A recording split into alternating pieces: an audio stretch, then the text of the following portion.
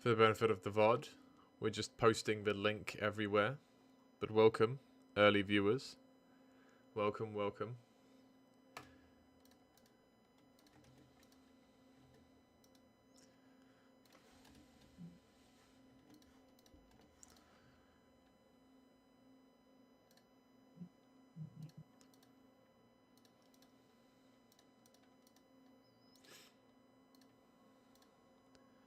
And the big one, the ping on the public Discord.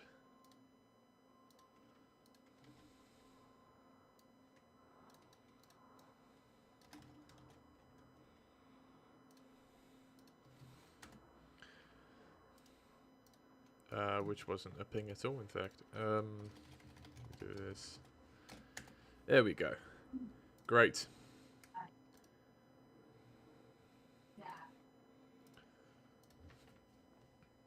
Okay, people should begin coming in now. Let me get this open on my phone so I can see the delightful YouTube chat and we can engage and interact in this thing that we have.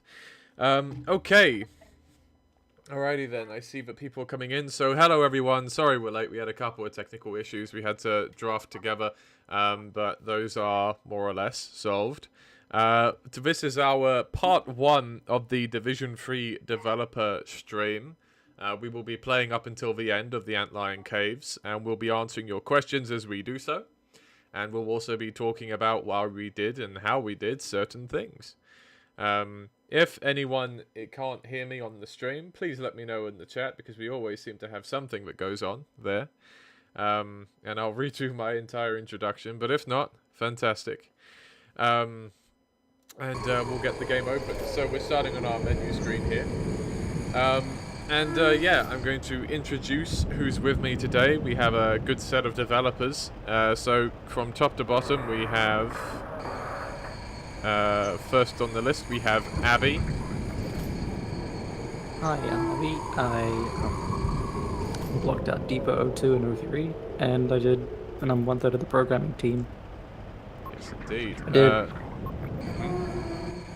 I was gonna say I did like quite a bit of various things with Div 3.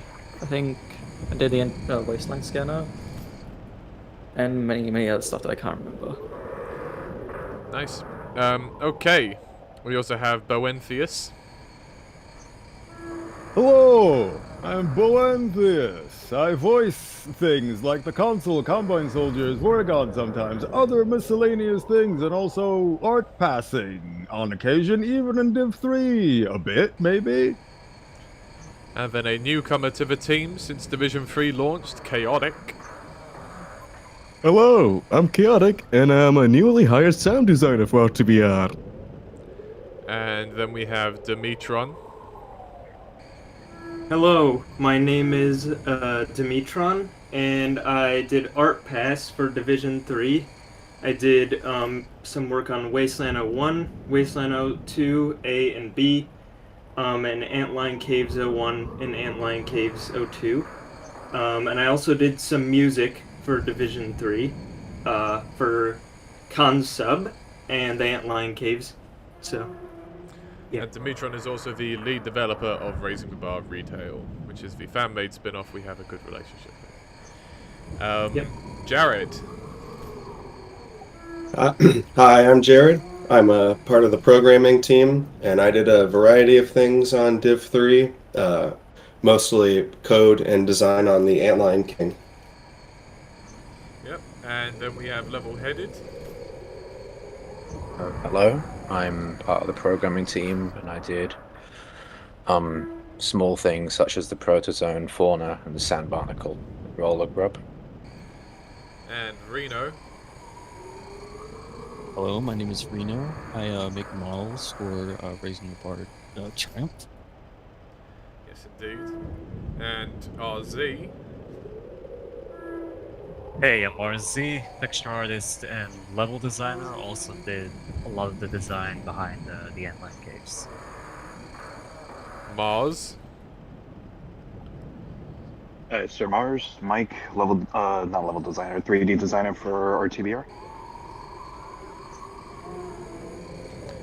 And Swan. everyone. I do video work, and I also just started doing some graphic design stuff, which I'm really happy about. And I'm also going to be reading for Random Cat, who did some of the amazing particle work that you see. And Wave. Hello, I'm Wave. I'm one of the co-leads here on RTBR. I'm the lead level designer. I've done lots of various things in Division 3, most notably Old Sea and Khan Sub, but lots of miscellaneous stuff across the entire division. And last but not least, Zeal. Hello, I'm Zeal, and I've done some problem environment design. Okay, and then there's me, which need no introduction.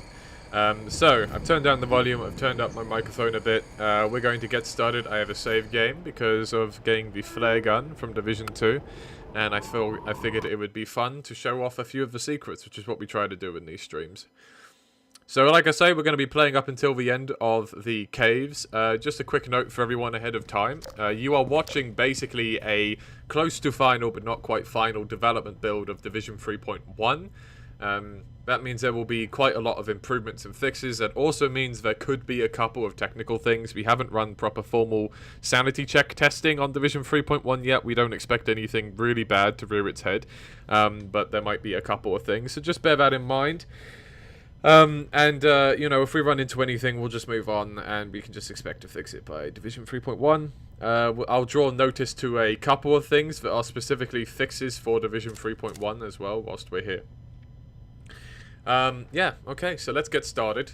So Sordid's not here. I wanted him to talk about this area a little bit. Sordid is our Eli Maxwell voice actor, and he's also done some level design on the team here and there. So he actually did this intro area as basically his sort of kind of test task, first getting into level design on the team, after being our Eli voice actor for quite a while already at that point. And he kind of made this as just sort of a vignette, and then as we were thinking about ways to actually get across the transition point between the end of Division 2 and the start of Division 3, he had kind of chosen that already as kind of his vignette, and it just made a lot of natural sense to fold that in. Wasteland Vista is a map, is a map in general that did not originally exist. That's a Random Cat's Destruction Combined Particle Effect, by the way. I don't think he wrote a segment for its one, but we talked about it a bit in our Division 3 demo developer stream, because we used it in the depot quite prominently.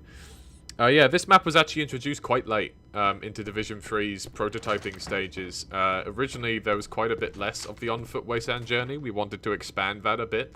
As with everything, Division 3's scope kept on expanding throughout the whole of its development. So, yeah, that was pretty expected in that regard. Yeah, so there's this little Combine outpost at the start here. We'll just play through here. Let's get onto this vent. So one thing which you'll be seeing is there's actually cube maps. We identified an issue with cube maps for Wasteland Vista in Division 3. That's why there were some issues on AMD and integrated graphics cards. The short of it is that these cards, because for whatever reason, handle lack of cube maps a little less gracefully than NVIDIA GPUs seem to. And so we've since fixed that, so some areas like this are quite a bit better than they did before. With all the cube maps added, I had to do a really hacky and fun fix for this. I'm not going into great detail about that right now, but there you go.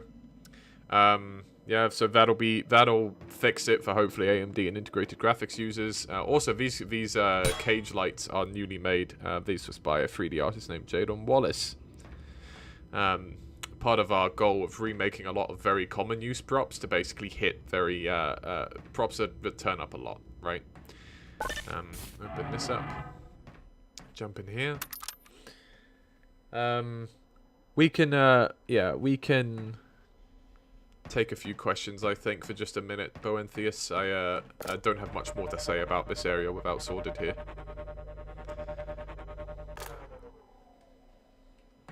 Yeah, sure. We got 3 in the chamber, starting off with Alan Ariz, after being roughly Google translated from Spanish, asks, I'm curious what we'll see in Division 4 of this mod. Can you explain what we're going to see in that 4th one?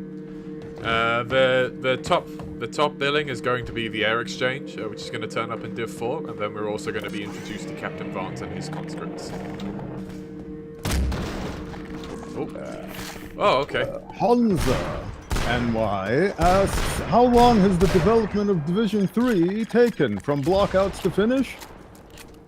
How long did it take? Well, it's a little complicated because some of these maps actually, I would say we used to do our development a bit differently than we do now. We used to kind of sort of do a bit of everything at the same time. This is just something we've developed over time, our approach. And now we kind of focus on one division, and then we have a little bit of forward work for the next one. But we focus a team on one at a time for the most part.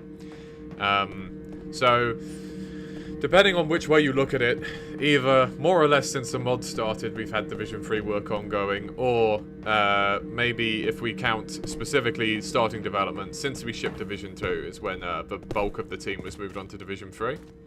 And so that would put it at around 3.5 years or so. Right, no more questions now. Let's move on. So here we get the great view in Wasteland Vista.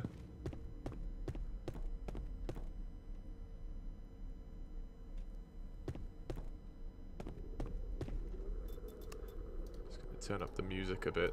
Game sound can be low, but music should be high, I think. Yep. So this Vista was a collaborative effort. Sworded again kind of did the bulk of the general shaping of this area, and then he worked with CW, who is our G-Man voice actor in this mod, to kind of produce the sort of skybox view with the sun glare here. And then I kind of brought the thing to term. Just kind of threw in some extra details, Vizenians and that sort of thing. So yeah, quite a collaborative effort, and then of course there's some boids that fly on over. Those boids can be spotted in a few places. Just a little bit of effort being made to try and like add some extra stuff. As I use the shotgun here, for Division 3, we get a lot of feedback that our weapons are pretty cool. But one piece of feedback we got was that the shotgun maybe needed a little tiny bit more to it. It's pretty much the only piece of feedback we strongly got for the shotgun, and so we did just a little bit of extra sound design there, just adding a bit more bass and punch to the existing sound effect, more or less. There's a really tricky secret here that RZ added when he was doing feedback for this map. There we go. Right over here. I wonder if anyone else found that.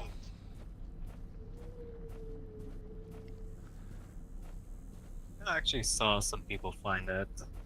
You did? Oh, that's good. I'm glad. I remember you showing me this, and this being a bit cheeky of a spot, and me thinking, should we patch that? And it was like, you know, maybe we should actually put some supplies there. Was your thinking? And so that's yielded itself as a nice little extra area.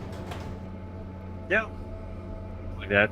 Just add a few props, a little bit of environmental storytelling, and you know.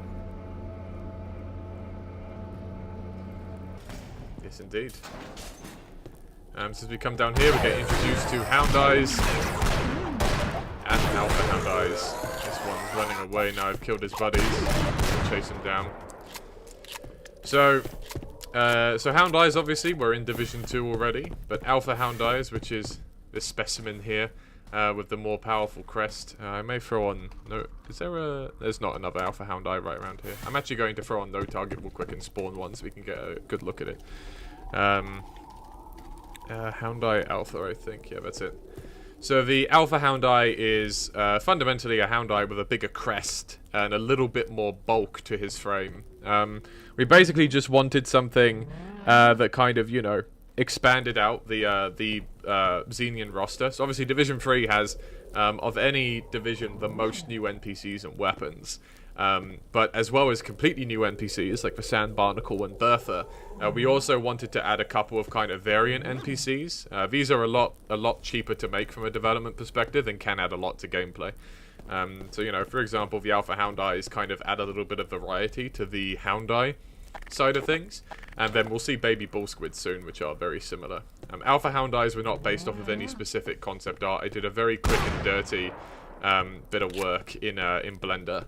And gave that to Andy, and that's how we got the end result we did. Okay. Oh, we have these Xenians as well to talk about. These get introduced a little bit at a time. Right now, we've just got the Zen coils. There's basically a few types of fauna that we ran with. The idea was again to kind of add some extra Xenian variety to the Wasteland. These were actually modeled a long time ago, very long time ago, and Peeps animated them. So that's half Peeps.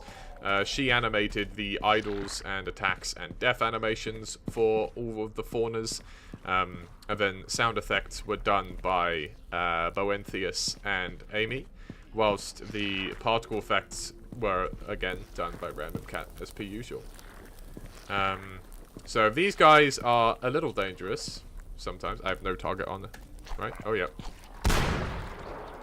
These guys are a little dangerous, but for the most part they are a threat, as opposed to be a mini threat, kind of similar to barnacles, where you just kind of have to keep an eye out.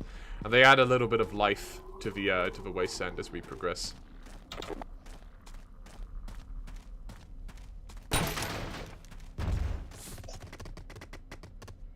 Oh, there goes that hound eye. Not having a good Amicus. day. That's interesting. So, yeah, so the sand barnacle, which we just saw... hello, Amy. The sand barnacle, which we just saw kill this poor hound eye here, is probably one of the more difficult NPCs we implemented, to be honest. There's a lot of inherent jank to this concept, I think. But I think we got it pretty close. For Division 3.1, we actually made some additional tweaks. Level-headed, you did a lot of work on this sand barnacle, as did Jared. Would you like to lead with this, and then maybe we'll see what Jared has to say as well? Spawning these is a little weird, but let me see if I can spawn one that's actually in the ground. Just really quick here. So I've got an appointment I'm going to right now, but depending on how long this stream goes, I might be able to hop in kind of on the tail end of it.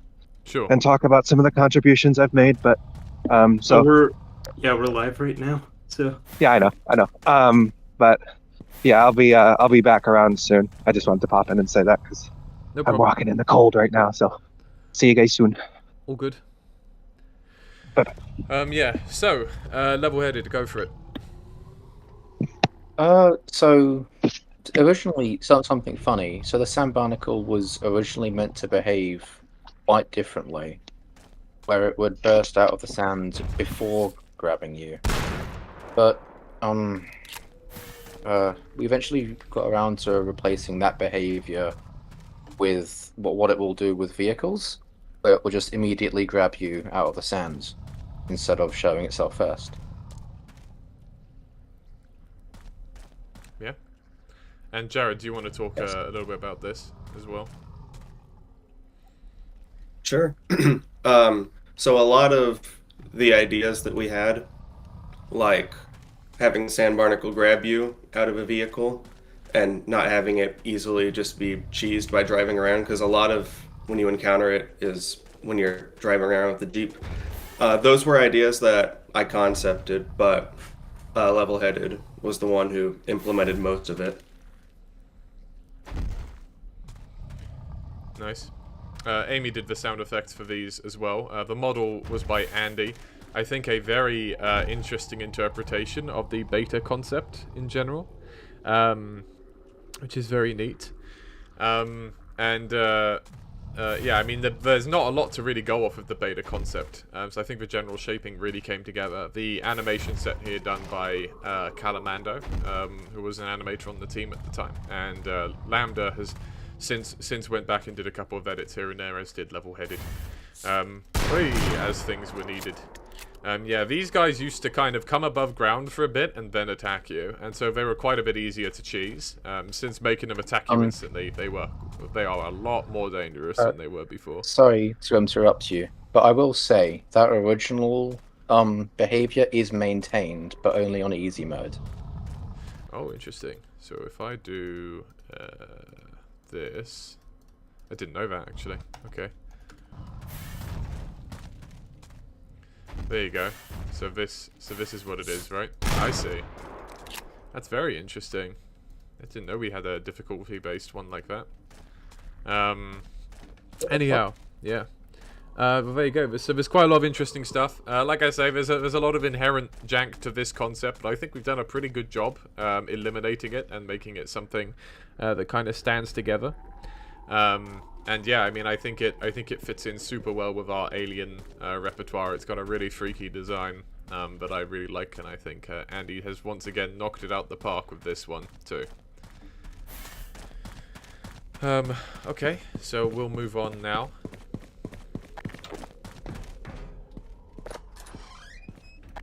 We have a few more Zen coils in here. A lot of these general Zenfestation textures and other props besides the new fauna that you'll see are actually already in the. Okay, cool. Just about managed to slip through there. Just about managed to slip through. Anyway, yeah, these a lot of these assets are actually designed for Division 2, where we wanted to really up the Zen infestation in a few places. And then we added some additional textures and a few extra props here and there for Division 3 to really put it all together. We'll see a couple of examples of that in more detail soon. But yeah, as we come out here and we see the Zen house, as we call it, we also see this friendly fella. So this is a protozoan. Right, these things are healers. They are actually completely passive. They'll heal anything nearby, but they will prioritize players. And you can see again the particle effects around it. These were done by Random Cat, as with this Zen healing overlay right here. The model itself was actually designed by Amy, and she did a lot of stuff with the refraction shader, which you can kind of see a little bit more how it works if I throw the flashlight on. You can kind of see the edges of the mesh and stuff. It's a very clever animation work with bones and such to really bring the whole thing together. So this friendly guy will follow us if we walk over here a bit. We will kill him in a second, sorry, in order to see the death effect, and we can talk about that a bit as well. But yeah, but for now, sorry little guy. So for this one, the idea was like less. So we basically had two different ideas. There was one idea which was sort of considering it as basically a big ball of fluid, and maybe it would pop and burst. But the other idea, which we ended up having, was it instead kind of folding in on itself, kind of like the nucleus became unstable, and it could no longer sustain itself through taking external damage. So if I just damage another one, you'll see that. And so Random Cat made this sort of particle field effect that will follow it as it shrinks. And then Level-Headed, I believe you did the kind of the effect of it shrinking in on itself, I think?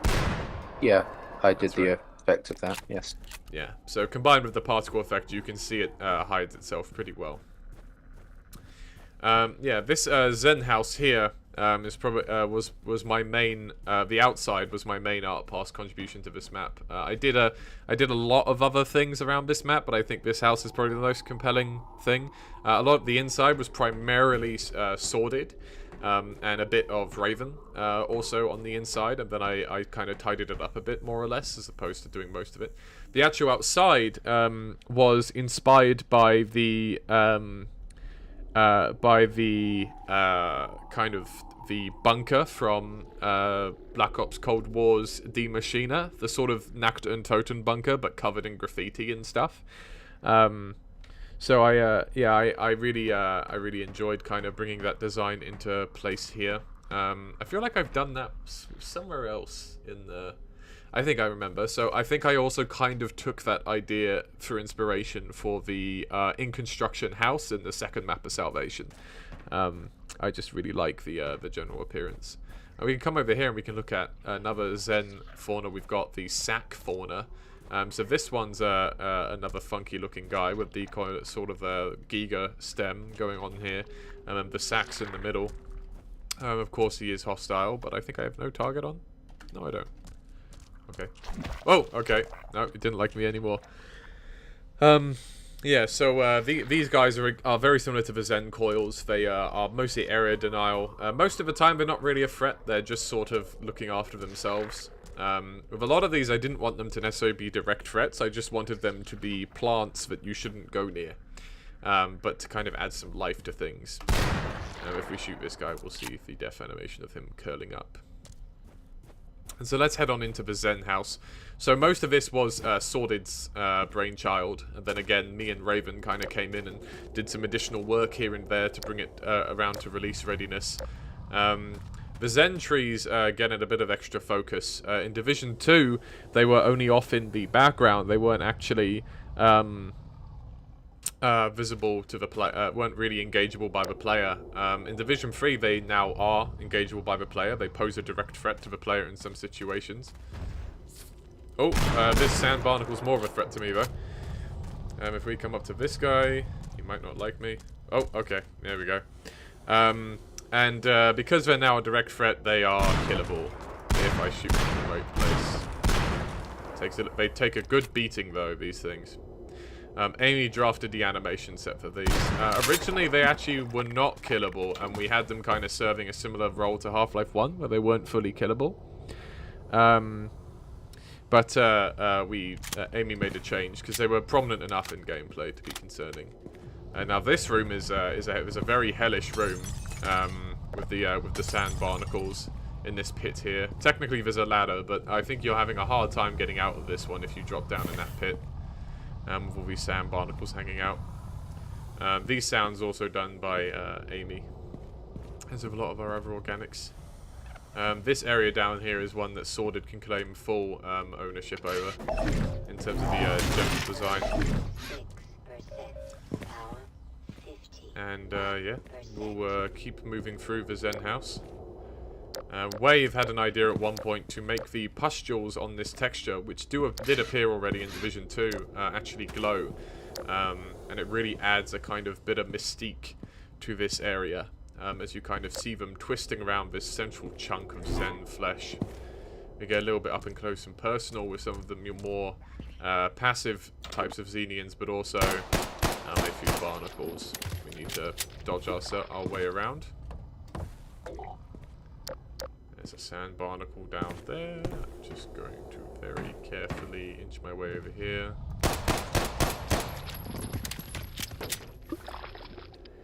And these Zen puffs here are also... I think we had these in Division 2 now that I think about it. But in Division 3 we fully repurposed them. The idea is that they are like kind of little containers of Zen water. And so... wherever you see them, this overlay, which is our Zen water overlay, will appear.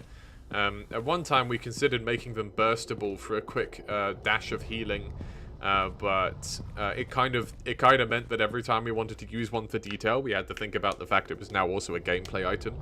Instead, we opted to make them kind of hard and not burstable, like a hard conglomerate of Zen water, like a very tough fungus that's growing out of the Zen. Healing fluid we'll see again a little bit later as a new introduction to Division 3. Grab one of these crates here, stack it here. There's a couple of snoozing hound eyes in there, we'll let them rest for a bit. And there was also a notable we issue... have many questions in the chamber, by the way. Okay, yeah, let's I think I'm pretty much done talking about the Zen house, because we're just going to be going through the motions. I was just going to say there is one notable issue we saw where there was a piece of scaffolding that was poking through the wall by accident, and would stop you going this way in particular, and that's now fixed, as you can see. So that's a great Division 3.1 fix right there. Okay, yeah, let's answer a few questions whilst I poke around the Zen house a bit. Right. So first off, we have Matija Jovic, apologies for the pronunciation, 8125 asking, will Hydra be in the mod? We'd like them to be in Division 5 in a kind of an area denial role, similar to kind of sand barnacles or barnacles. Milo Hilux, 8190 asks, will slams be added? A slam analog exists in Salvation in the form of the Return to Ravenholm nail mines, but in core RTBR there will not be slams. Angelus T5 Bainey asks, any news on any new recruitments to the team? If you mean any new recruits, we have actually taken on a new level designer, Radial, and a new sound designer, Chaotic, since we shipped Division 3. If you're asking instead what positions are open, we're always looking for level designers and 3D modelers. At the moment, I'm particularly looking for an organic specialist to help Andy with some of the remaining feature set. And generally, we're just kind of open to people throwing in an application for something, even if we don't have it listed, say voice acting or whatever. If your work is good enough, we'll find a place for it, even if we're not directly advertising for it. So, yeah.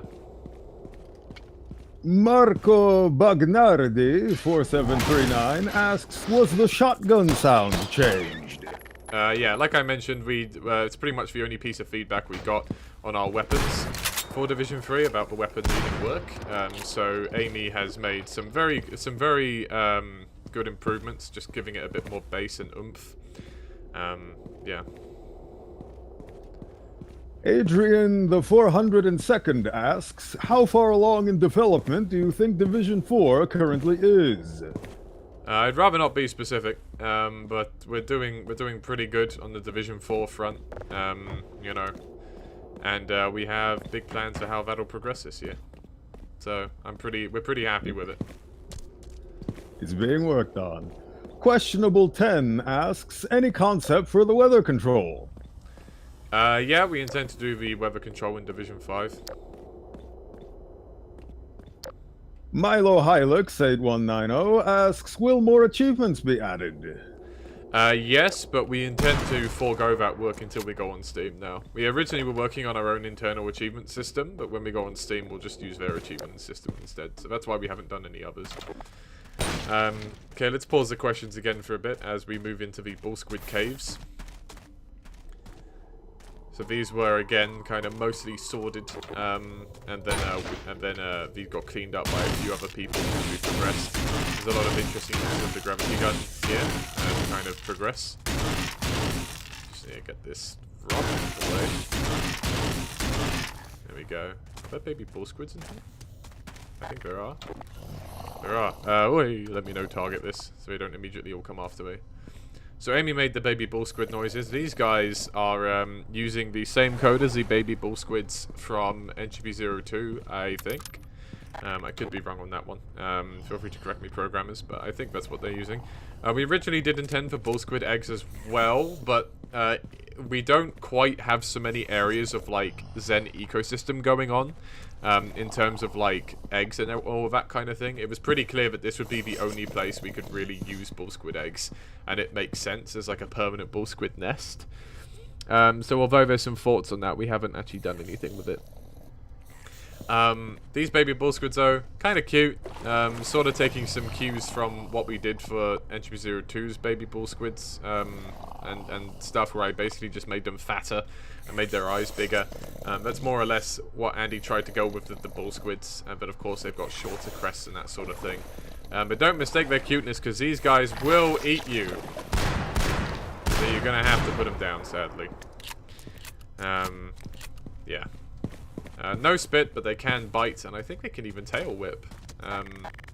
So they've got some offensive options. Best not to be underestimated. And then we have the big daddies of the bull squid nest around here. So let me finish some of these guys off, and then I'm going to no target for this last one here. So our bull squids have a variety of skins, right? We've talked about that before. So these are the alpha styled bull squids, the sort of yellow one with the red bits on it. There's a few other variants. There's the aquatic bull squid, which we actually do use in 1 or 2 other places in Division 3. There's the standard kind of Half-Life style bull squid, and also the red beta bull squid, which are another Xenian, another Wasteland variant, and the red one we use exclusively for as like an urban variant for inside the city. And then there's one other variant as well of the bull squid. I'm gonna disable no target now. Take down these guys. And then I have a feeling the flare gun's not going to be all that effective against these guys, but let's have a look-see anyway. Oh, okay. Never mind. Never mind. I'll just, I guess that's not going to work out in here with these bull squids. Okay, yeah, so we've got so those are the bull squid caves, more or less. There's a few other little things to find in here, though. Bear with me just one sec.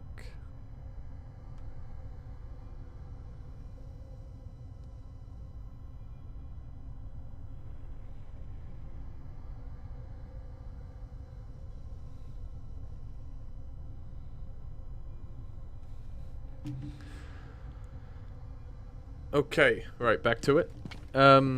So let's sneak our way in here. I don't know how many people found this, but there's lots of secrets to find in Division 3.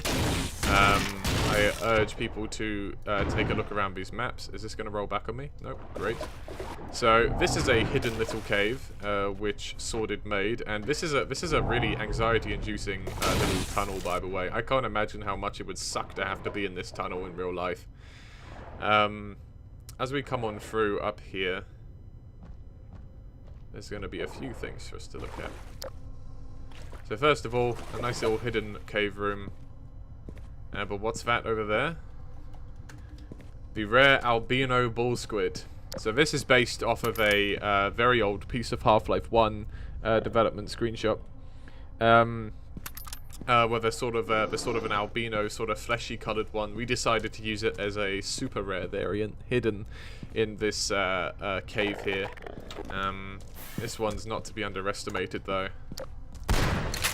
He is hard-coded to have quite a bit more health, which makes him a little hard to fight in this area, being quite close quarters.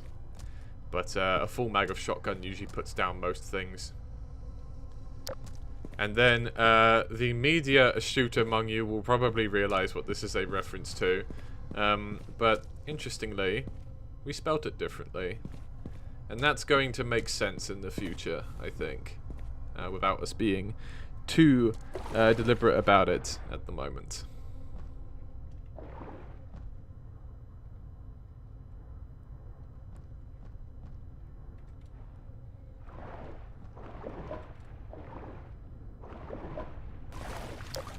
Okay, let's progress out of here then. Am I going the right way? Yes, I am.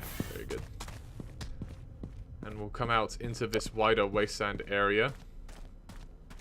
So now we're on the beach. This is actually the first part of Division 3 where you're actually touching stuff that is wasteland, right? Because I guess you think about it, and up there you're still technically on land, right? Oh, and as we come down here, all that smoke over there from behind Vista is a new thing we added in 3.1. And that smoke is referencing Gregory burning down Ravenholm in Salvation for a little bit of Salvation detail consistency. Yeah, so there's actually a lot to do here. This is probably the most non-linear portion of the entire division. There's a lot of different directions you can go. We've got our objective, of course, to open up this gate here, and we can either go in that direction towards the Not Borealis. It's orange. It's a completely different ship. And over in that direction, of course, we have a little bit of shanty made by an early setter of the wasteland, since not alive anymore. Of course, we can also traverse around here a little bit more and find a few interesting things. So this pile of goo over here actually is hiding something else. A couple of poison head crabs, which I was not quite good enough to handle. And if I can... Okay, never mind. Right. Is there any other physics books around here I can repurpose for this? Well, you can get in here, just about, and we can just do this. There we go. Get our supply crate. And we'll head on over here as well, past these ruined ships by the docks.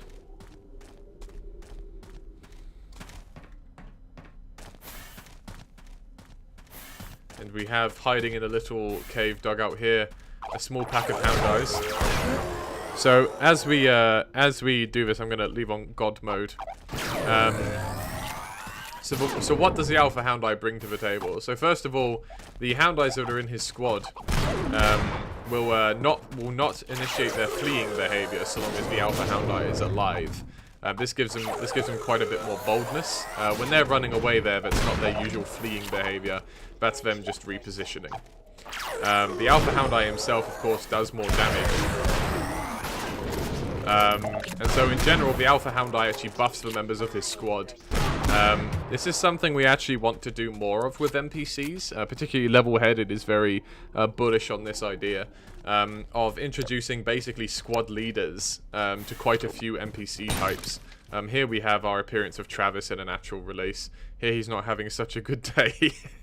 He's been nommed at a little by these Hound Eyes. And we'll talk about that, actually. Let's, you know, maybe I should talk about a living one. Yeah, I'll talk about a living one. We'll probably see one in Old Sea tomorrow. So let's not talk about him just yet. Someone remind me to talk about that tomorrow, though. But yeah, we're quite bullish on adding squad-based behaviors to a lot more NPCs, but kind of buff them when they're working together. And Alpha Hound Eyes are just the first example of this. We're thinking through a lot of other ideas going into Division 4 and beyond for how NPCs can bolster each other within a squad with one another. And over here we have one cheeky sand barnacle. They take less damage when they're down, I believe. That's why that one took a little more firepower to put down. We have another little couple of supply crates. Sorry, if you don't mind me interjecting. Sure. The reason for that is because its hitbox is smaller when it's underground, so it's a lot harder to hit. Yeah, nice. Okay, so we're going to go into the orange ship Icebreaker at the moment as our first visitor. So this is pretty heavily adapted from the beta geometry, but we had to, of course, make this entire interior section. The original flow for this map actually had you just going straight through these rocks here. And what we kind of felt like was that this, in general, this level was probably the best one for, like, just exploration. The other Wasteland maps are a little more linear and encounter-oriented. This one was the best one for kind of just exploring around and seeing what you can find in order to progress. And so yeah, we decided to expand that a bit by adding making a few of the notable landmarks more involved with how the progression of the map goes.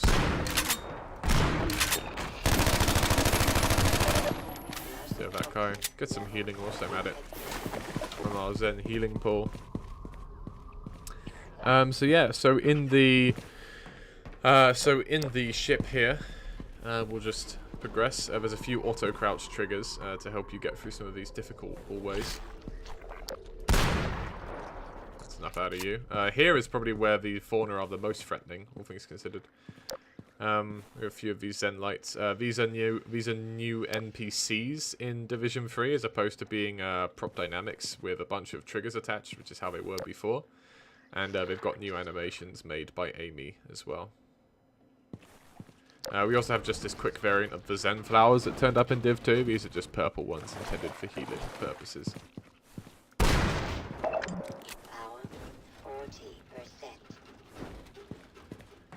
And as we progress, something that's going to be hard to bring up every single time it happens, but worth bringing up now as we progress through here, is RZ did a tremendous amount of soundscaping work for Division 3.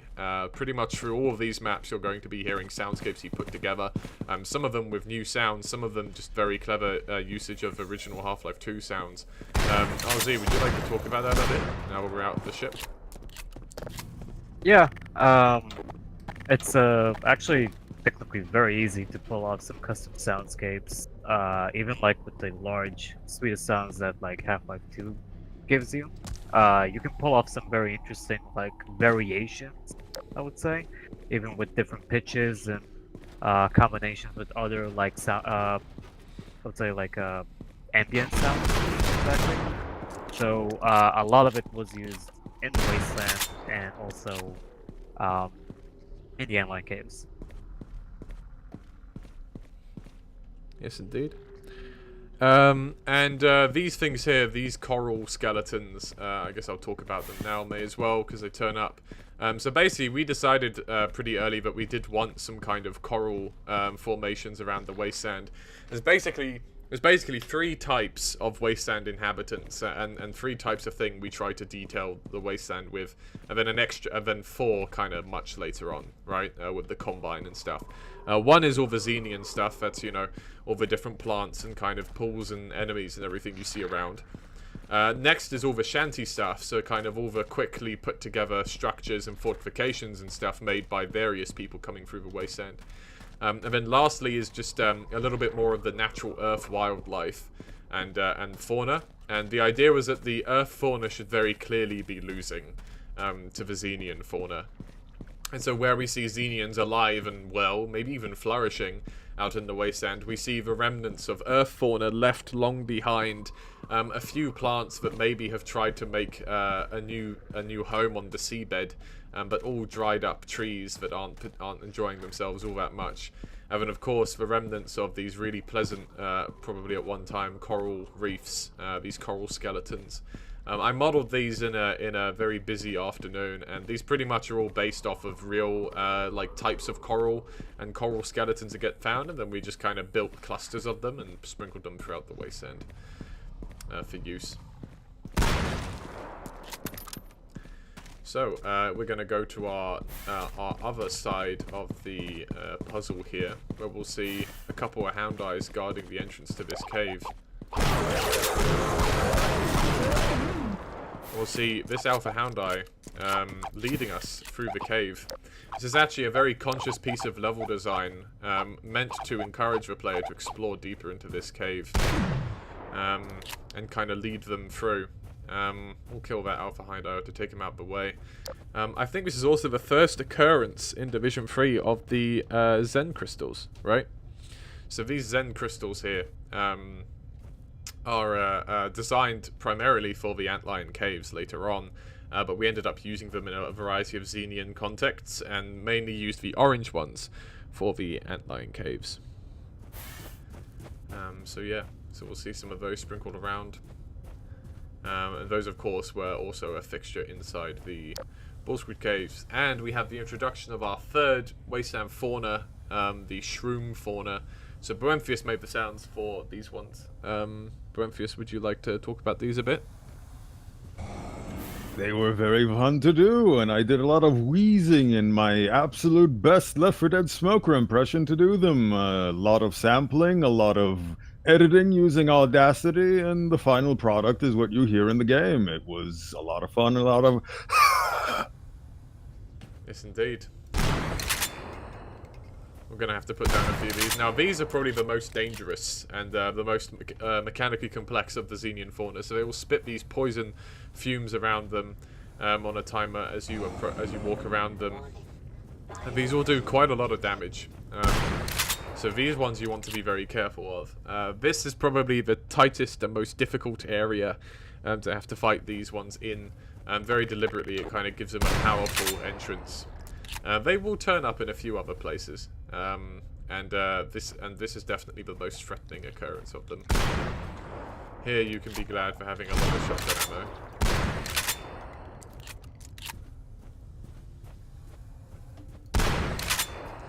ammo. All Xenian fauna have 2 color variations. I may have not always been so good about using them both. I placed most of the fauna, but you know, they all have 2 color variations. There's no particular reason for the 2. Oh, here we go. Here's both the Zen coils together, at least. There's one which is generally closest to the concept art, if there is color in the concept art, which there isn't for these mushrooms, but you know. And then there's just another variant, because Andy sometimes likes making the other variants. We've got another healing pool, and in here there is another little secret here, some things floating on the ceiling, and a nice bundle of shotgun ammo to keep us going. There's a sneaky Zen coil. And we'll head on in here into this shanty house. So like I say, we tried to introduce the 3 different types of inhabitant, alive or dead, into the Wasteland here. That's why we have this shanty house representing this area. Some place where maybe some rebels thought they could make another home, but it's just a little bit too harmful out here. The only settlement that really ends up having any success, of course, in the end, is Old Sea. So we'll flick on that generator. And again, we can see the smokes of the fires of Ravenholm burning in the distance. For Shanty House, although I art passed it, I ended up using a lot of Waves ideas that he made for Old Sea, because he art passed the majority of Old Sea. When we get there tomorrow, he'll have plenty to talk about, I'm sure. But that's it for our exploration of this area. So, like I say, there's a very open area here to explore all around. This is definitely the most open exploration area in Division 3. And then we'll head on through.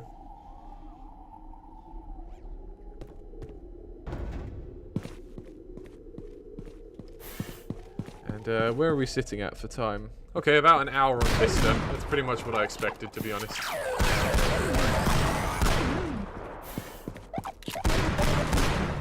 We have more questions. I will poke every 30 minutes for the Q&A. Sure, let's do a few more questions. There's not much else to comment on in this part of the map now. Oi. Christian Vortigaunt 8905 asks, do you have any voice samples of Captain Vance for review? Not your review, buddy, sorry. Our review, definitely, yes. Not yours. You'll have to wait. Ayaturaulba 696898. I can do numbers. In Division 6, will Sniper _ 029 be remade? We will, of course, be referencing various famous Street Wars cut levels for our version of Street Wars.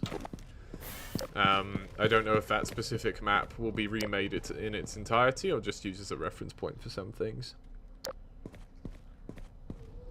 Hero X0451 asks, hey guys, love your mod. Your ideas for some of the less developed beta enemies were really cool. Which leads me to ask, are you guys going to do more with the particle storms? So I don't see particle storms as an interesting enemy to fight. I've kind of explained this in previous developer streams, but the TLDR is that I think it's basically just a big cloud, and I don't think that's an interesting enemy. I think people expect more of it because of its mythos as an enemy than it really can own up to in concept, and so I don't really myself have much interest in it. I think the only way to really do it would be as a big environmental set piece, as like the focus of a map, like you turn on some generators or something. I talked about this in Division 2 stream about like I did think about this at one point, but I just the thing is, you kind of have to design an entire map around it, and then again, you're designing an entire map around a cloud. And I just don't think that's that interesting. So, more references, maybe. In gameplay, never.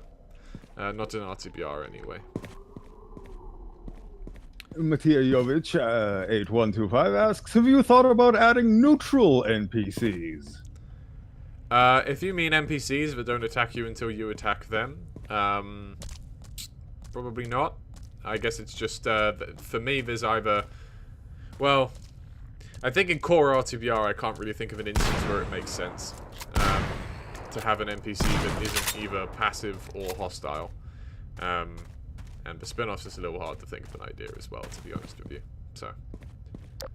I mean, the glowy, funny, healing sponge is basically a neutral NPC. Yeah, although it never attacks you, right? Is I guess it doesn't attack you, it heals you, and you can kill it. Yeah, I guess they might be neutral in the sense of like, I'm thinking of Minecraft mobs here, where you have the ones that never attack you, the ones that always attack you, and the ones that only attack you if you provoke them, sort of thing, right? Like Enderman and so on. Yeah. So in that context, no. But if you mean more passive NPCs that are friendly, then maybe like more stuff like the protozoan, maybe. Rares Pop 123 asks, how do you guys plan Vertigo to plan out? I'm not going to go into detail about that because it's too far off. We've been thinking about it, but I don't really want to talk in detail about anything that far off. Fair enough.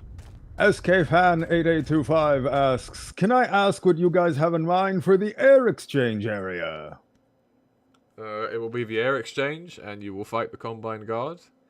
And other than that, I don't want to be specific because that's a spoiler on what's coming up. So, I'm going to have to keep that one a little bit close to our chest for now.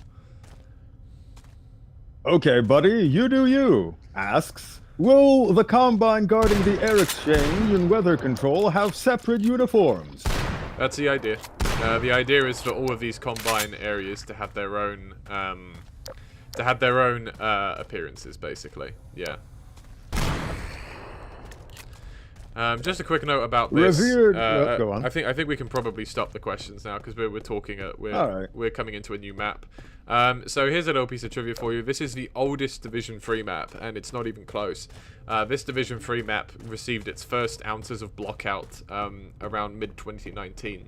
And like I say, our development used to be a little bit less like trying to think of the terminology for what I'm trying to say. A little bit less uniform, I guess. These are just things that mod teams learn as they go on, and we learned that the best way to do it was to focus on the next upcoming release and that sort of thing, and then have some exploratory work to the future. This time we weren't really doing that yet, so this time we were just kind of exploring around the entire mod and just kind of seeing what worked. And so yeah, some very early blockouts of this map, although they didn't really survive. A lot of stuff did not really survive in the end. Is for this map, yeah. From 2019. This is our first introduction to antlions in Division 3. Obviously, if you played the depot demo, you've already fought antlions. But in a scene that's a little bit more, a little bit reminiscent of the "Don't Step on the Sand." You know, that's what we've got.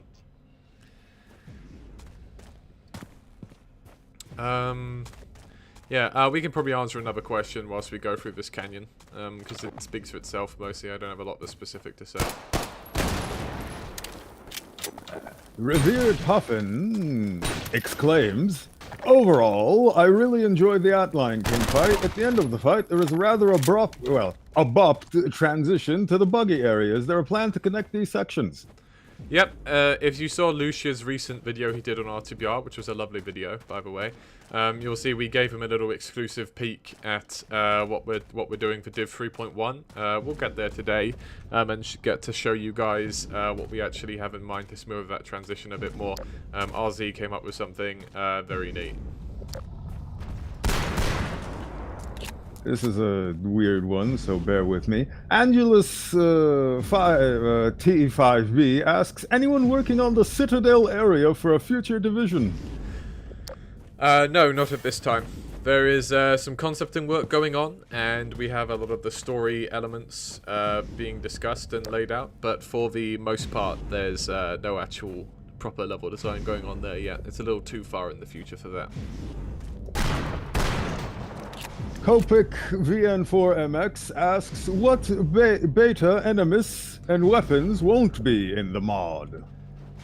That question is too broad, I think. The most obvious thing to say is that we won't have Combine assassins. Not the alien assassins. I think those would be very cool, although we're still working on whether or not that would make sense for us. But the Combine assassins, the lady assassins, I don't like them as an enemy concept, so we're not doing them. That's the one I get asked about a lot, but otherwise the short answer is most of them. We have most of the beta weapons, but we aren't doing most of the beta enemies, because there's like 100 of them. There's like 100 of them, especially if you count Half-Life 1 content as well, and it's just not possible for any mod to do all of them. So, anyway, let's keep going. Okay, so this thumper, I don't think Aiden's here, but this thumper was made by her, and there's a few design inspirations here. So first off, there's the obvious, which is the beta one, right? That's the general shape and picture of the thing. The actual textures and art design are based off of all of our other Combine stuff, you know, and meant to look congruent with that.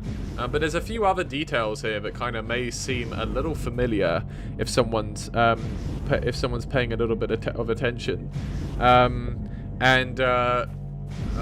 These legs are the biggest giveaway. We wanted to actually... There's a fan theory, right? That those... I think it's Interloper, right?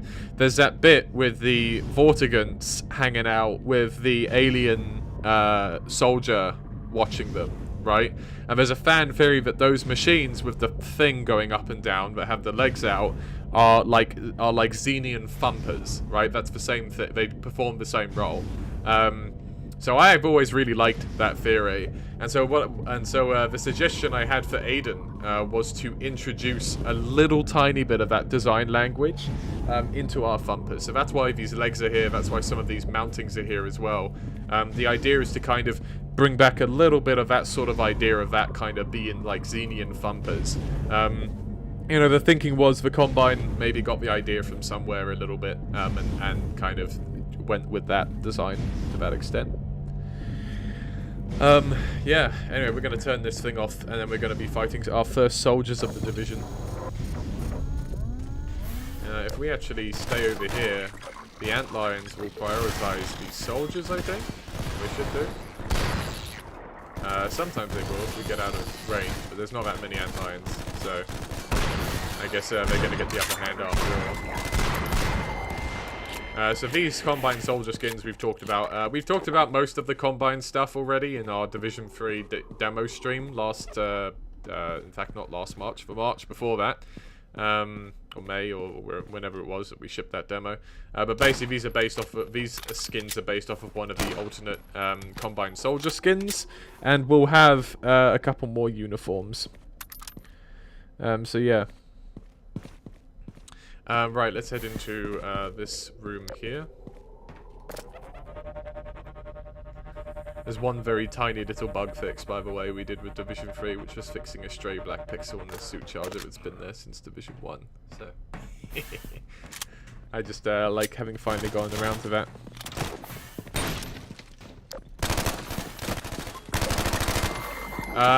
Swan, why don't we talk a little bit about random cat's muzzle flash particles?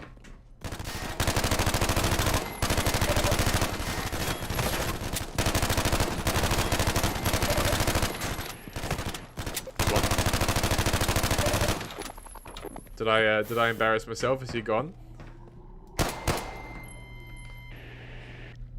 I don't.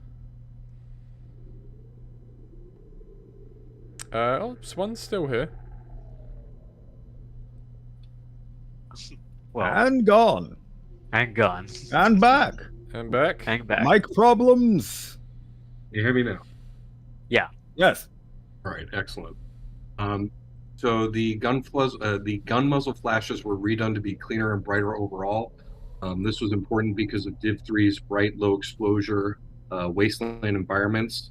The third-person muzzle flashes were also made way bigger for readability's sake, and care was taken to ensure that they never hurt to look at and they weren't strobing or globing excessively. Yeah, so I'll shoot a couple here. And let me... There is a particle effect on the flare gun as well. And let me just... I know that particularly Random Cat has ideas for... did some stuff for the AKM, so you don't usually get it in Division 3, but I'm just going to show that as well.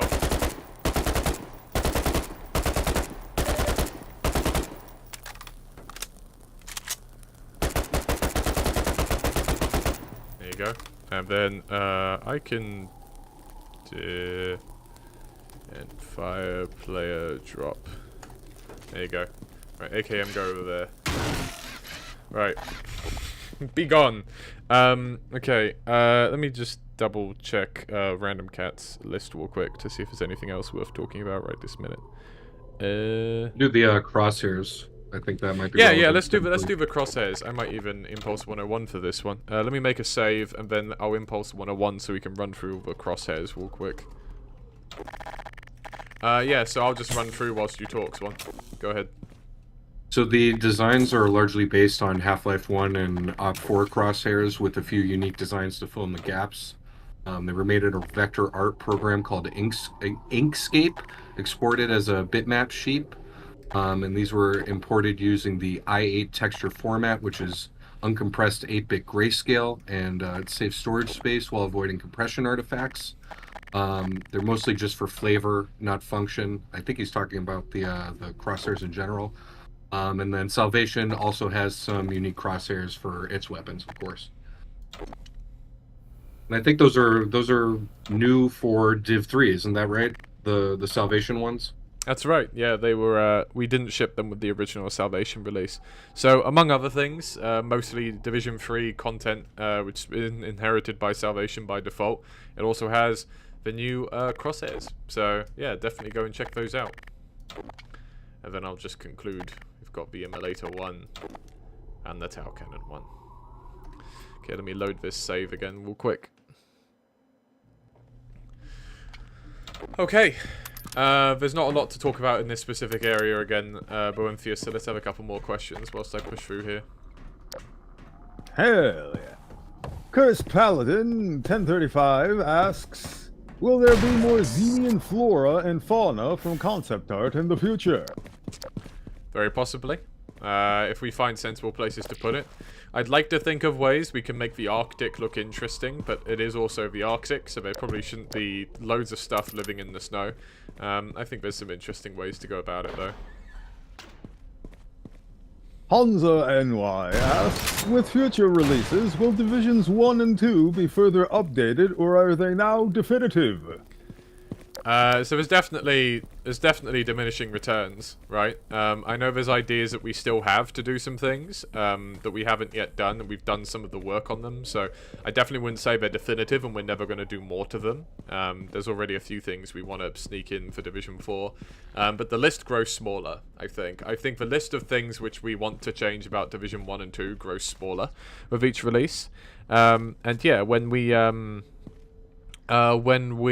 you know, release the final version of the mod, I guess that's when you'd be able to call everything definitive, basically. Until then, I consider the mod basically in early access. Anything is subject to change or be improved or whatever in accordance with feedback or our own ideas.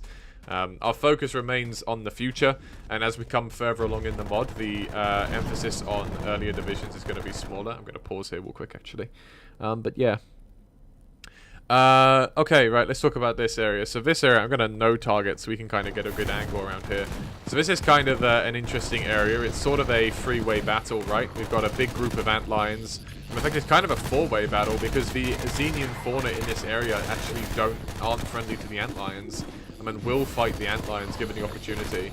The protozoans here actually are prioritizing the player in order to kind of help them out if they end up having any issues. Yeah, these soldiers are dealing with the flood of antlions. They're dealing with them pretty well. Oh, that soldier got. I've not actually seen a soldier got by a sand barnacle yet. Oh, that's great. I love it.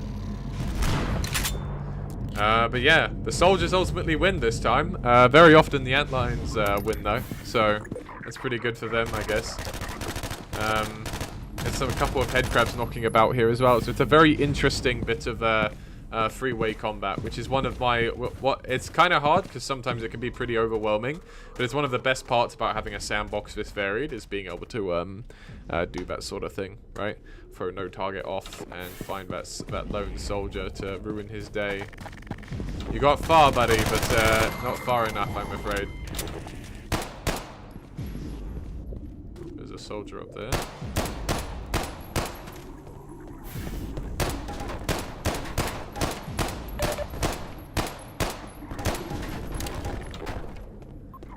Flare gun?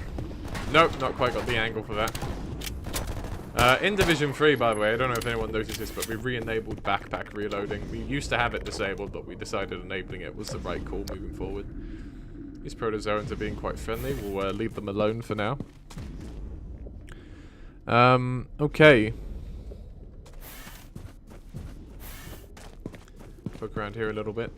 So this area here. So this puzzle is actually one of those things which survived all the way from the first blockouts back in 2019, if you can believe it. So, this puzzle's kind of always been the way that it is. Which is kind of nice to think that we got a puzzle that was super cool right out the gate.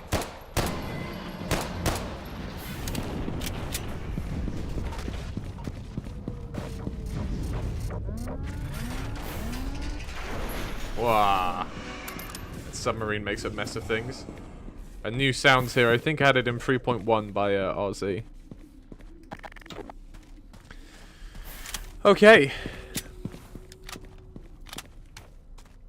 And we're coming up on a big area where we're not going to be taking any questions for a bit, so let's take one or two more, Boenthius. Hello. SKFan asks, SKFan8825 asks, do you guys have any plans for the alien assassins? It would be cool. One of those ones that would be cool, but would be a ton of work, so we can't guarantee it. But we're thinking about it.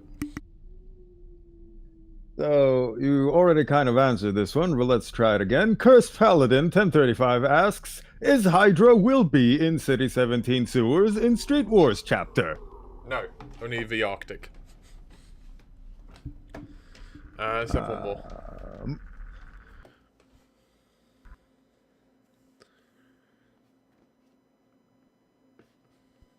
With the scene in the intro. Sorry, can you say that again? I think my audio cut out for a second. How did you come up with the combine spaceship scene in the intro? That's more CW's wheelhouse. Yeah, so CW did that whole sequence, and he did a really, really good job of that, you know, inspired by various vignettes and also just his own art design. I think it was just, you know, him kind of putting some pieces together and coming up with something very interesting.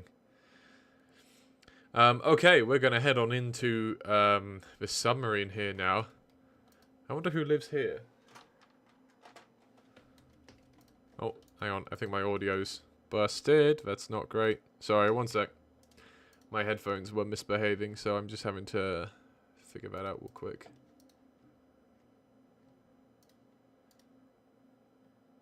Huh, funny how that works. Okay. Bear me. Oh. Oh, nice. I didn't know that's how you fix that. Great. Okay, right. We're back on the air.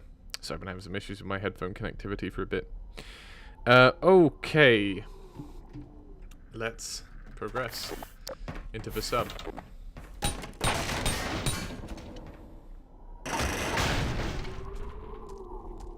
So this submarine was the brainchild of Joseph and Wave. So Joseph, I think, made the entire exterior shell that you're seeing here, whilst Wave kind of did the interior, the textures, most of these bespoke props which were designed for use inside. Wave, how about you talk about this a bit before we get to our guest? Yeah, of course, yeah. So, as Kralik mentioned, Joseph did a lot of the pre-work on it as well. So, this is designed off a Sturgeon submarine, I believe it is. And a lot of the assets are kind of designed to reflect that era in the inside. And also the outside is a perfect actual... I think it's exactly the right size as well, from having the chats I had with Joseph when I was looking at all the research he'd done on it. There's literally folders and folders of photographs of both the interior and the exterior. So... for anyone who's a bit of a submarine nerd, I guess there's a lot of things you can probably look at and try and see and try and find in both outside and inside the submarine. But yeah, if we head back in, there's quite a few new elements in here that are unique just for this area. So a lot of the textures that we've used on the walls in the sort of the room above, I believe it was. So yeah, keep going through. Obviously, all these new batteries, obviously these were made by Joseph. This was a huge effort, as there's a lot of clusters here. Very optimized still, though. This area still runs really well. But really nicely high detailed models there. Heading through, we've got a lot of new assets in here. So a lot of the walls are very rusted out. These are all new textures. There's a couple of them which are blends as well, which is quite fun. So you can blend different levels of rust onto the wall to make it a bit more varied. This is the torpedo tube room, so you'll find the torpedo tubes and the torpedoes themselves, which sadly you can't use. Obviously it's only a set piece, but you know, still a nice kind of area. There's some interesting glowing stuff on the wall, which will probably give a hint about what's about to happen and who we're about to meet. But yeah, this was a really fun area to design, this particular room. And I'll probably talk about the other areas when we get there, but this one's it's a nice area. Oh, who was that?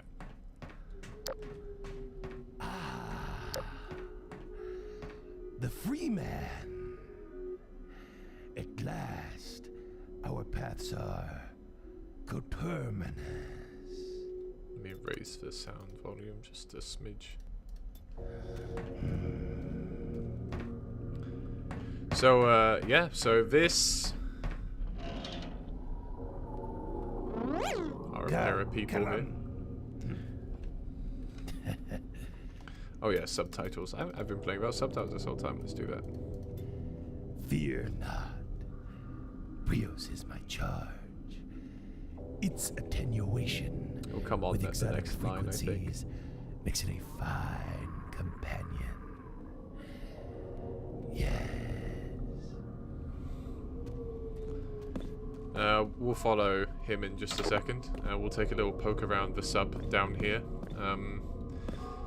I'm just going to point out that Prios here, the satchel on his back and some of this stuff is borrowed a little bit from the Dota 2 Courier Hound Eye, for anyone who is particularly observant of that.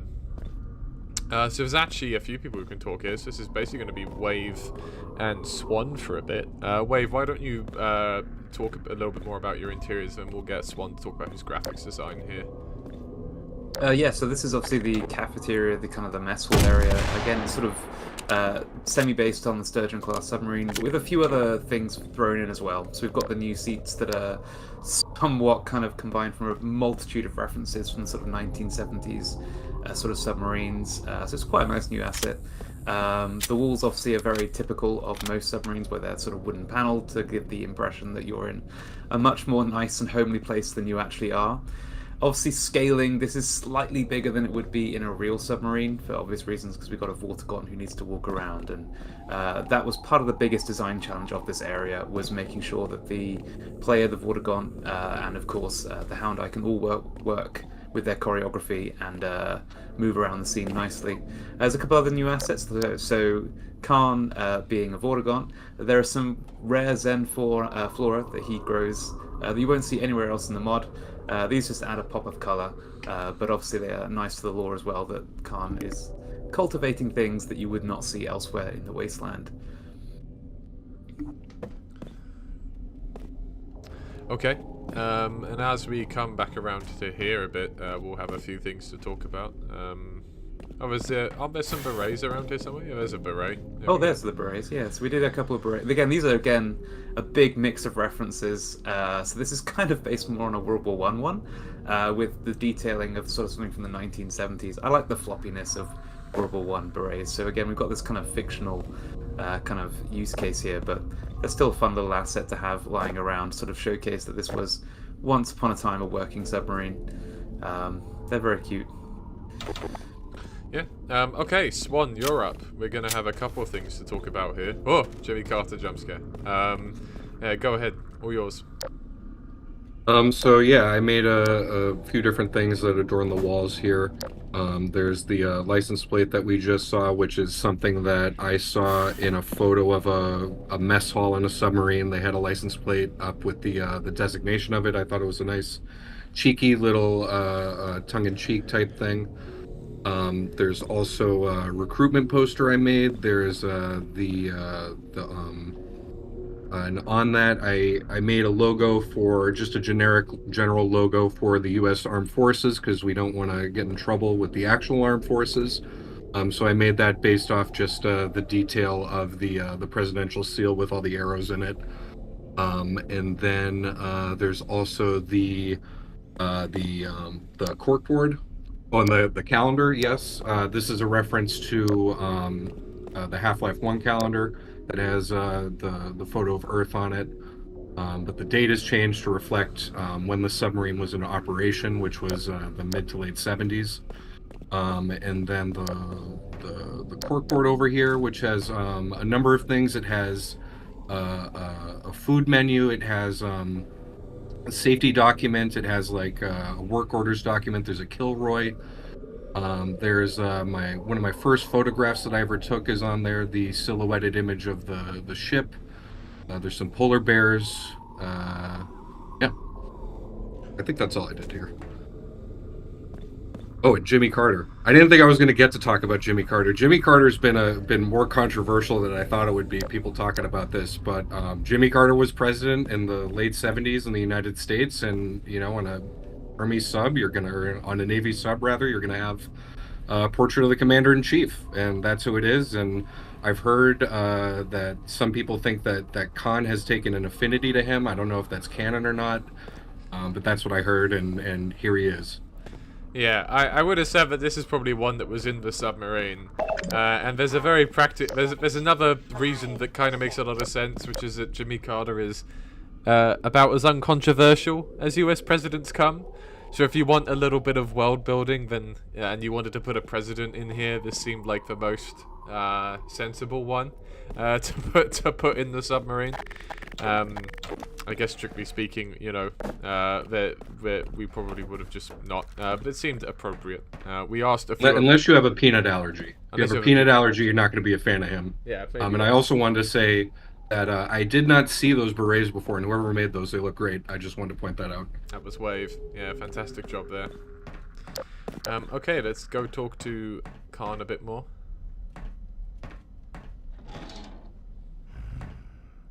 Down the vortal chain, we have heard of your exploits. To the ilk of but one tongue, your fellow humans of the Wasteland. This body is Khan.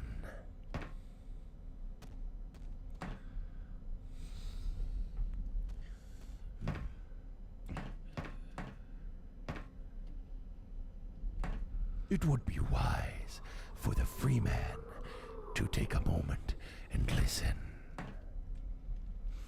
There is a presence here in this wasteland, one we have said know well.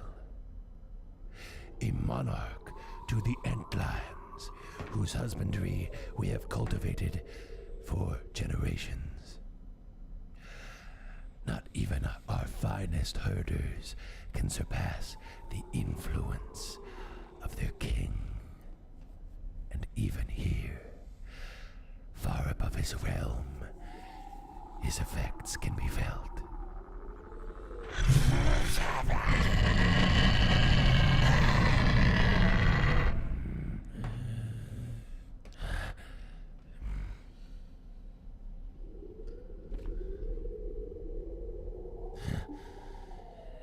The king of all the wasteland poses a threat to our cause. His calls bring great pain to my kin, and his forces ravage our allies.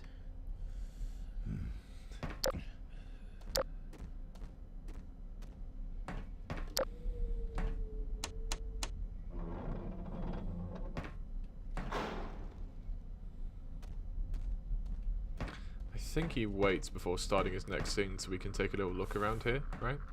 Does he wait? He'll wait. Okay, cool. So we can take a little look around here briefly.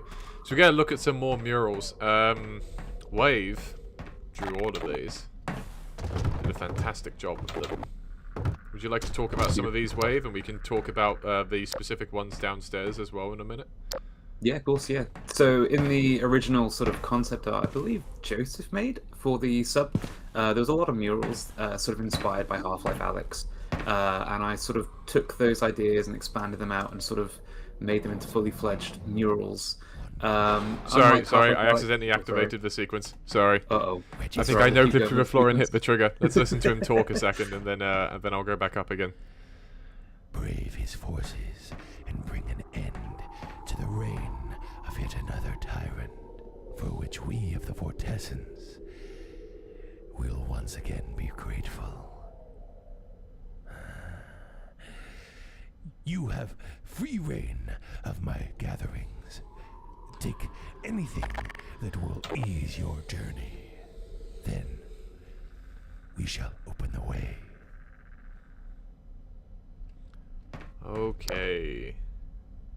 I think this door is going to open in a second. Let us explore the sub a bit more. Yes, it is. Right. As you were, Wave. Sorry. Sorry, yeah. So there's a couple on there that were based on the concept art. This is one from the concept art where you can see the depot in the distance, along with some Vortigaunts that have got a chain around them. I wonder if that's a hint as to what's to come. They're sort of designed off the Half-Life Alyx style, but sort of with a bit of an RTBR twist to it. So I've incorporated a lot more geometric shapes to it. but I've kept the classic spots and the which act as the stars and sort of the squares around them, which this time aren't for a puzzle, they're just for colour flair. And there's another one, of course, based off the Citadel, which has got a nice kind of image of the Combine, which are now enslaving Earth, hence the chains around them, and the poor civilians that are now no longer able to get joy and happiness in their life without stealing free TVs. But yes, there's a couple more that we've made down here as well. These are all based on vignettes that were written, I believe, by Amy, which you can interact with them, and you can hear Khan give you a bit more information about them. And then, of course, there's the infamous one of the King, which went through a lot of iteration. Its very first design, which was my first experiment with it, did not look particularly great. Iteration 2 looked like a Pokemon card, and we've ended up with this kind of very interesting sort of portrait, which I think nicely encapsulates the King without spoiling too much of its design. But of course, there is no King in RTBR. You won't see that in this mod. But yeah, I'm afraid not. Yeah, we just skip right over that one when you get to that point in the caves. Yes, we got some on Black Mesa. There's the trip to Zen as well. So we got the initial reaction, the resonance cascade represented as well, and then there's the few on your trip and your journey through Zen, which are based on a combination of kind of bits of concept art. So like the Nihilinth is not any particular Nihilinth. It's sort of mixed from Black Mesas, from the concept art, from the design from Half-Life 1. So it's kind of a big sort of combination of ideas that went into it, sort of make it look a bit unique and a bit different, as we haven't yet seen the Nihilinth, I guess, in its RTBR form. So yeah, they're all a little bit different from what you'd see, but hopefully still recognizable for what they are. Yes, indeed. And we can talk a little bit about. I'll talk a little bit about the Khan. So besides Priosu has, obviously, oh, this one doesn't open. Okay. So besides Priosu has a different texture and is wearing a few things. I designed the Khan model. It basically is a Vortigaunt that's a little bit more crispy. The idea was he spent loads of times out in the desert in the sun, so he's probably getting a little bit dried out and a little bit crispier. He's got a couple of examples of wounds and cuts and stuff on him, and burns and that sort of thing. Hard living out here in the Wasteland for sure. There's one on his kneecap there, for instance, and there's a few other areas like that on his texture. These are, of course, the Rebel pads from the Rebels in RTBR, but then they've got some Vortigaunt designs on them to keep him in keeping with everything else. Prios also has a couple marked as, Prios marked as Khan's charge. He's got the Rebel backpack as well. So does Prios have a little backpack attached to him. And then this cloak, because a Vortigaunt wearing a cloak that's tattered at the bottom is a super cool idea, obviously, super cool visual.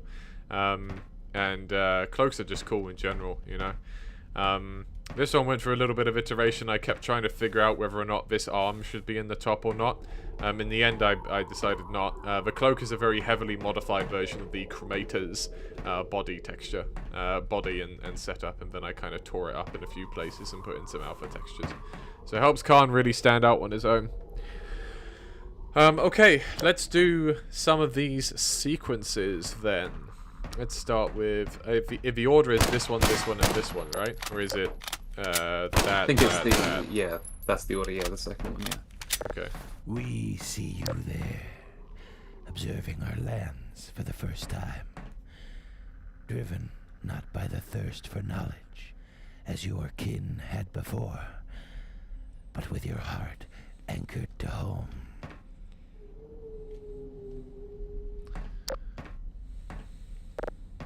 As the free man confronted this behemoth, it became a tragic dance of survival. When the Gonarch had been slain, it was not a victory over an enemy, but a somber end to a creature's desperate struggle to shield its young from an interloper.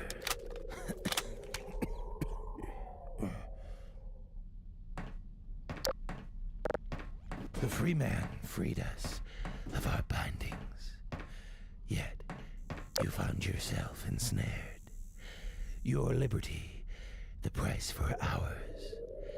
The graver is the plight where the mind's liberty is stripped.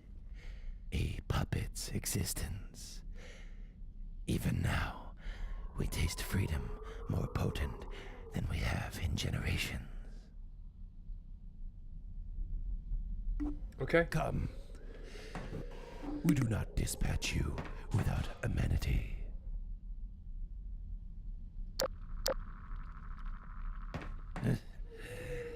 Behold, a device of human and mortal design. As it channels hot air to propel its makeshift ammunition, so too does it channel a crystal of the border realm. Not all dissimilar from your own physics manipulator.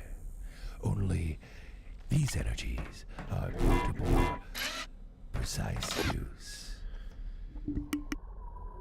Take it.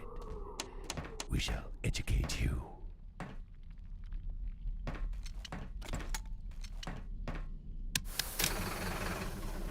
Observe.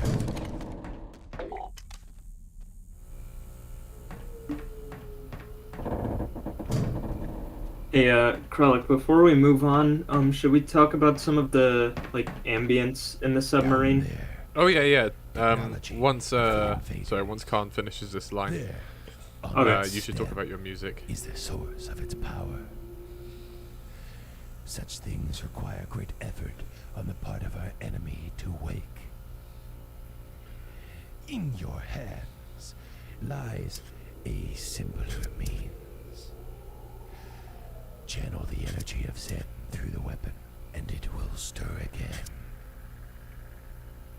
Okay, go ahead, Dimitron. Sorry, yeah, go ahead and talk about your music. Okay, so I did the Khan submarine music. I want to add a sense of, like, you know, calm, but also, you know, you're going into a dark submarine, so there has to be that eeriness to it. You know, almost as if it's a place you discovered, but you also meet some new friends along the way. And I didn't do the soundscapes, that was done by Amy, I think. So, yeah.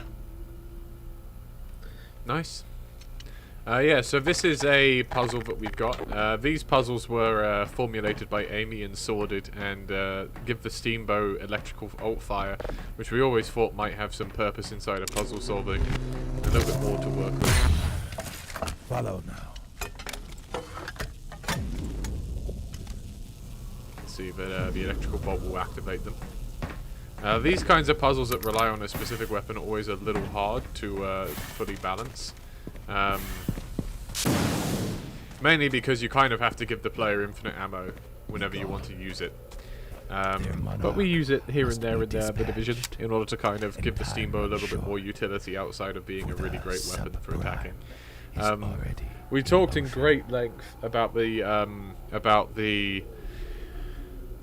Steamboat in our Division 3 developer demo stream back in March of 24, and it hasn't fundamentally changed all that much since then. All of the extra animation work we talked about is still in application. But yeah, this one was a real fun one to design, and I think stands out very notably from the standard crossbow in Half-Life 2. Alright, see you, Khan. Is he gonna... He's on his way. Off he goes.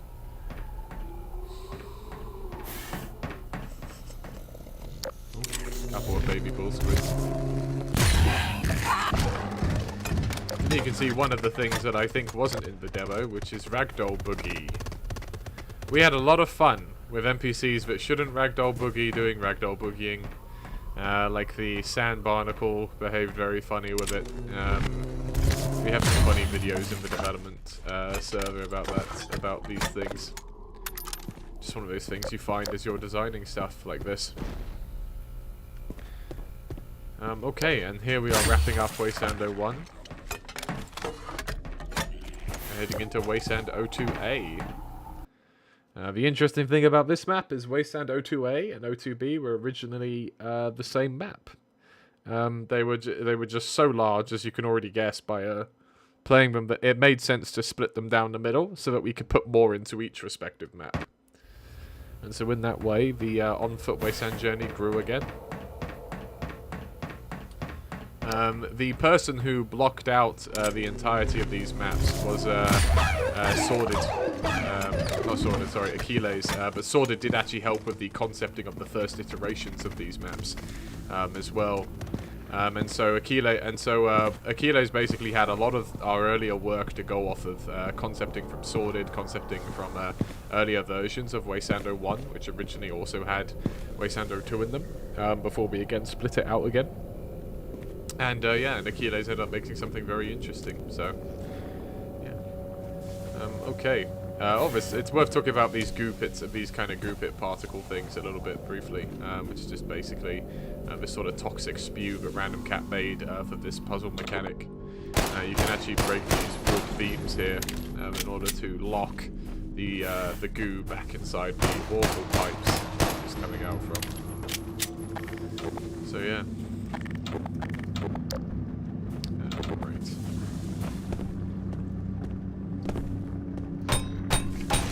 I do have to leave now, Kralik. I don't know if you want to talk about the Steamboat FX before I do. Yeah, sure. Go ahead. That's fine. Alright, so the scope overlay uses refraction for lens distortion near the edges. And the Altfire has 8 effects dedicated to it. There's a charging effect placed on each battery. There's a glowing trail for the charged bolt. And then there are 3 size variations for the charged bolt impact and for the area effect bursts.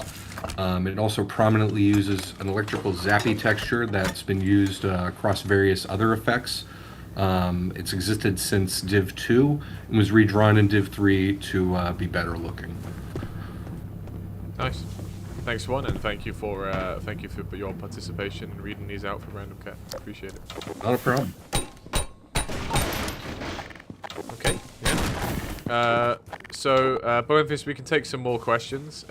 There's this area again more kind of speaks for itself, and I don't have a lot to specifically say without Achilles here to talk specifically. So I'll let this speak for itself.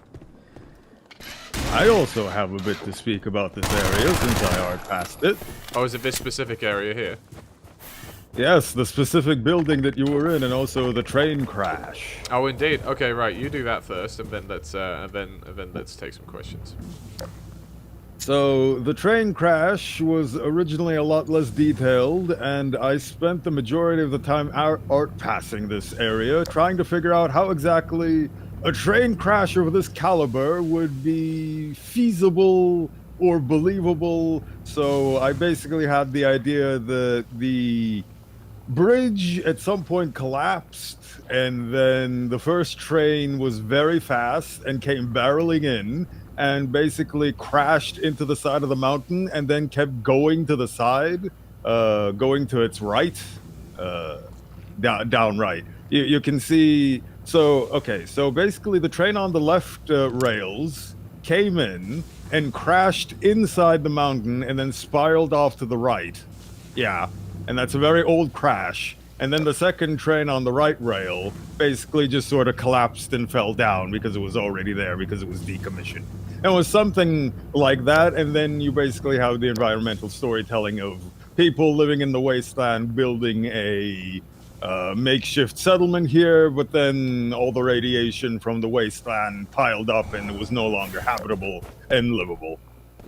So you basically have them using a lot of makeshift materials. This entire room originally was made out of metal and was very shantytown-esque, but because I'm the patented Ravenholm guy, I favor wooden texture, so I decided for variety's sake to convert this entire building into a wooden one, essentially communicating that they built it themselves out of scraps and wood.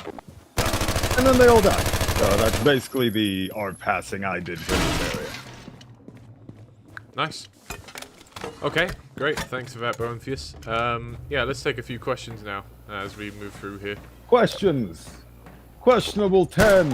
Any plans for Helena Mossman to be a mini boss fight or be a serious threat in any part of the story?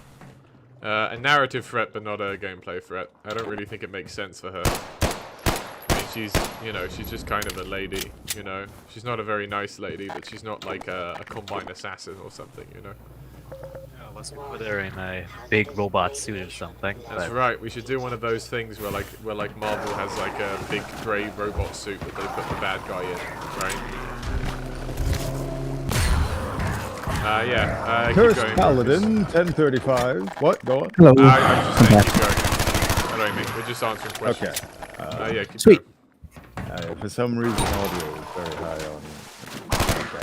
Anyway, Cursed Paladin, 1035 asks, are you planning to add the red beta combine dropship? There's some plans for it. I basically think of the retail one as being like a vehicle transport, and of the red one as being like an infantry transport. But we haven't really had the opportunity to properly put this into practice just yet, so we'll see. Mattia Jovic, 8125 asks, will albino bull squid be used for Div 5 as a regular variant?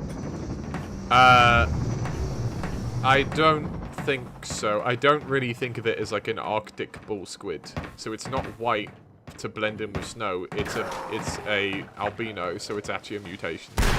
Right, that's the idea. White in the same way you'd see in alligators. Yeah. Hero X0451 asks, do you guys plan to make any more expansions like Salvation and Triumph? Maybe one playing as Alex or Barney? No specific plans for Barney or Alex, but we do have other ideas we're thinking of for spin-offs for RTBR in a variety of contexts. Cursed Paladin 1035 asks, are you planning to add more NPC quotes and interaction in Old Sea? Yeah, we're thinking about that.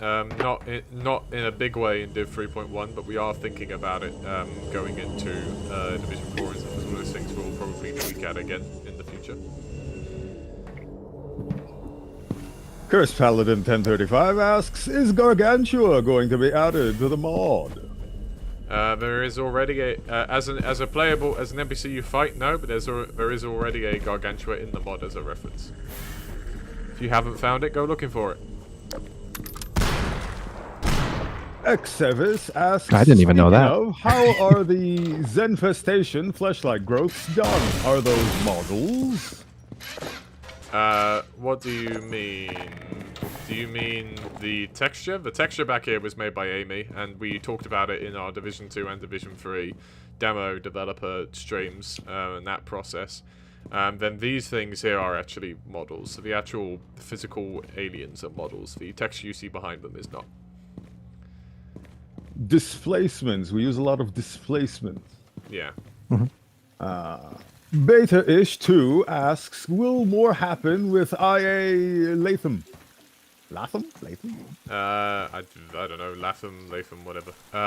Yeah, not specifically in RTBR. We'll see. Materialist 8125 asks, will Manwich appear in RTBR? It'd be nice. I think it would be cute as a reference. Milo Hilux 8190 asks, will Mr. Friendly show up? And what about any other cut Half-Life 1 enemies? So I mean, in terms of like, there's kind of like a hierarchy of things you should implement, right? In terms of like, as a cut content mod, what we try to look at and find room for. And like the hierarchy starts with like, you know, Half-Life 2 cut content, obviously. And then we kind of look at like Half-Life 1 cut content, and then like we've looked a tiny bit at like Half-Life Alyx cut content and stuff, right? We kind of think about it in those terms. So there is actually Half-Life 1 cut content in this mod. There's quite a lot of it in like Eli's lab. The albino bull squid and some of the skins for the bull squid are themselves cut content for Half-Life 1. In terms of making them actual gameplay NPCs, that's much less likely. There's already a lot to do and cover in the core game roster by using Half-Life 2 cut NPCs, and that's our priority for implementation. We have some ideas for like references and that kind of thing for Half-Life 1 alpha NPCs, and maybe in like a sensible context in like a spin-off, but in general the spin-offs will not be big enough that they would justify that kind of development of like a whole new NPC and stuff. And so yeah, for the most part, you know, we're focusing on like Half-Life 2 cut content. and everything else is like a reference point, right? That kind of might turn up as like a reference, but not as a key gameplay item. Matijovich8125 asks, will you be able to fight the Combine Guard by taking parts of its armor with the gravity gun like it was revealed in a leak a few years ago? We certainly have ideas for how the guard fight will go, and you'll have to wait to see them, I'm afraid. Kopek VN4MX asks, have you ever wanted to add Race X to the mod? We've had some discussions about it. I think in RTVR canon that Race X does exist, and there's probably Race X on Earth.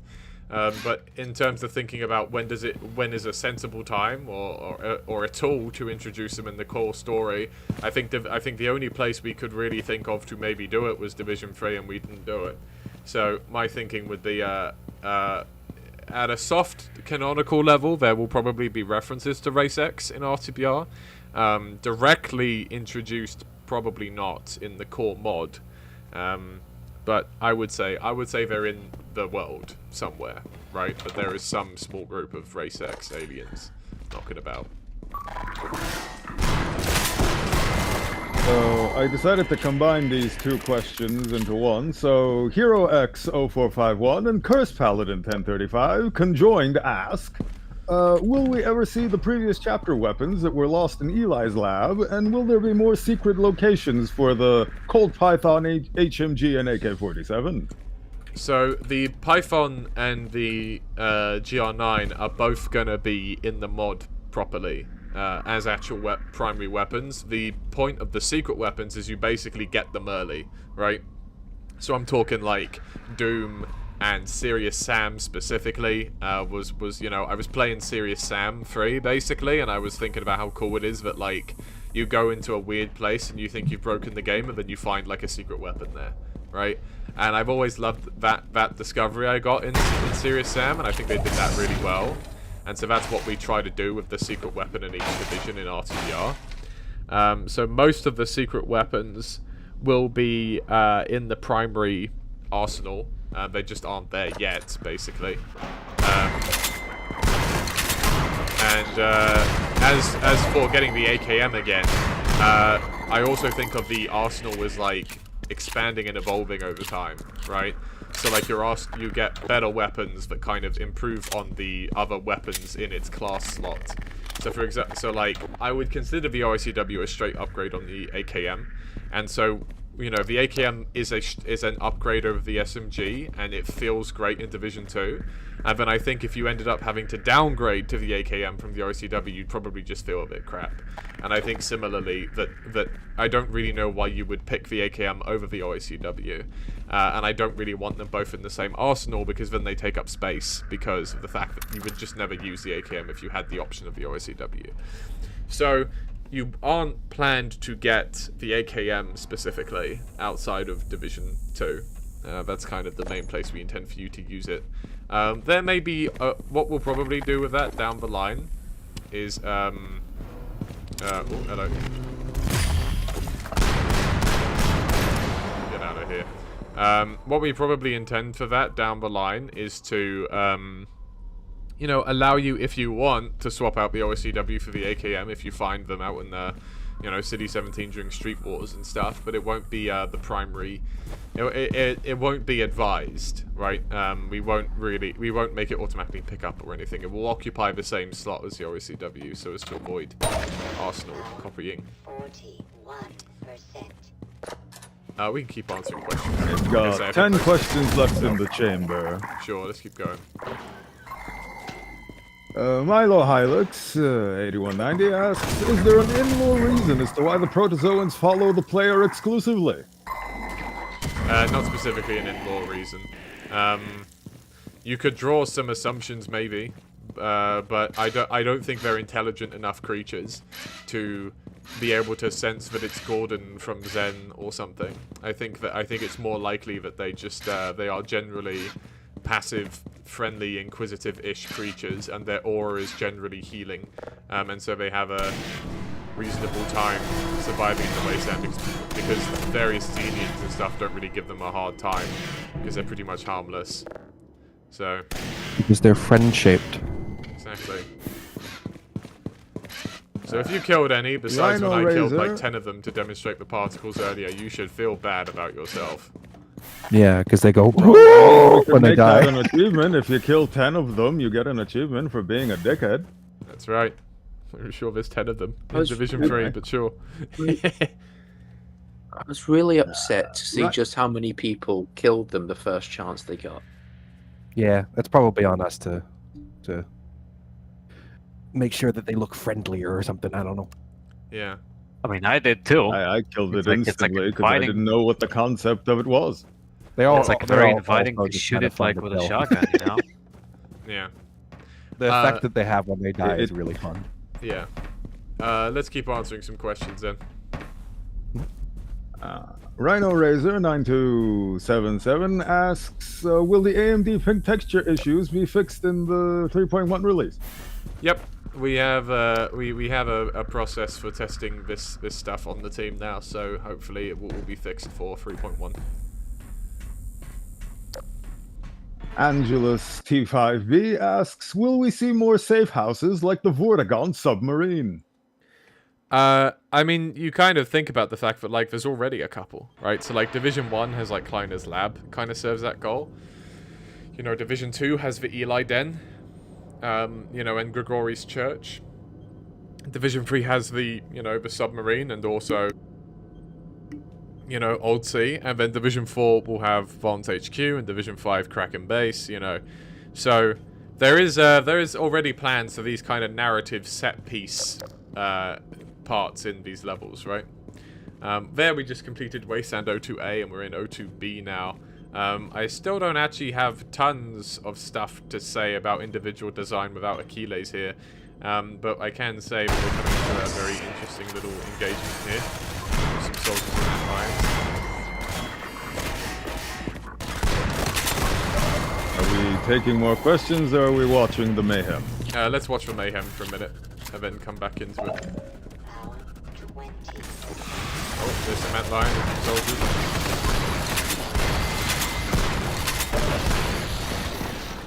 Now's a good time for the steambow. The steambow is pretty much purposely designed to trivialize big groups of ant lines. So whenever you think you're getting stuck in with ant lines and you're not really able to keep track of them, that's what you're meant to be doing. You're meant to be using the steambow alt fire to make a big group of them go away, no problem.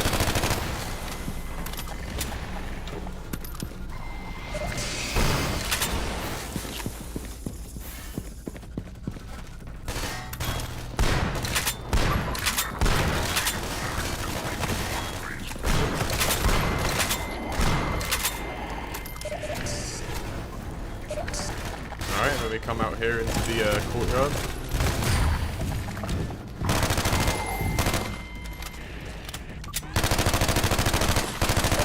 Oh, our first Wasteland scanner, I think. Yeah, let's kill this soldier and I'll go bomb mode and we'll talk about the Wasteland scanner for a second. Okay. So the Wasteland scanner is interesting. So we've had this model for quite a long time as well. Come here, buddy. Oh, I didn't know he can still suck a shield from you whilst you're holding him. Oh, but not when he's properly holding you. Only, let's see. Let's blow up this one.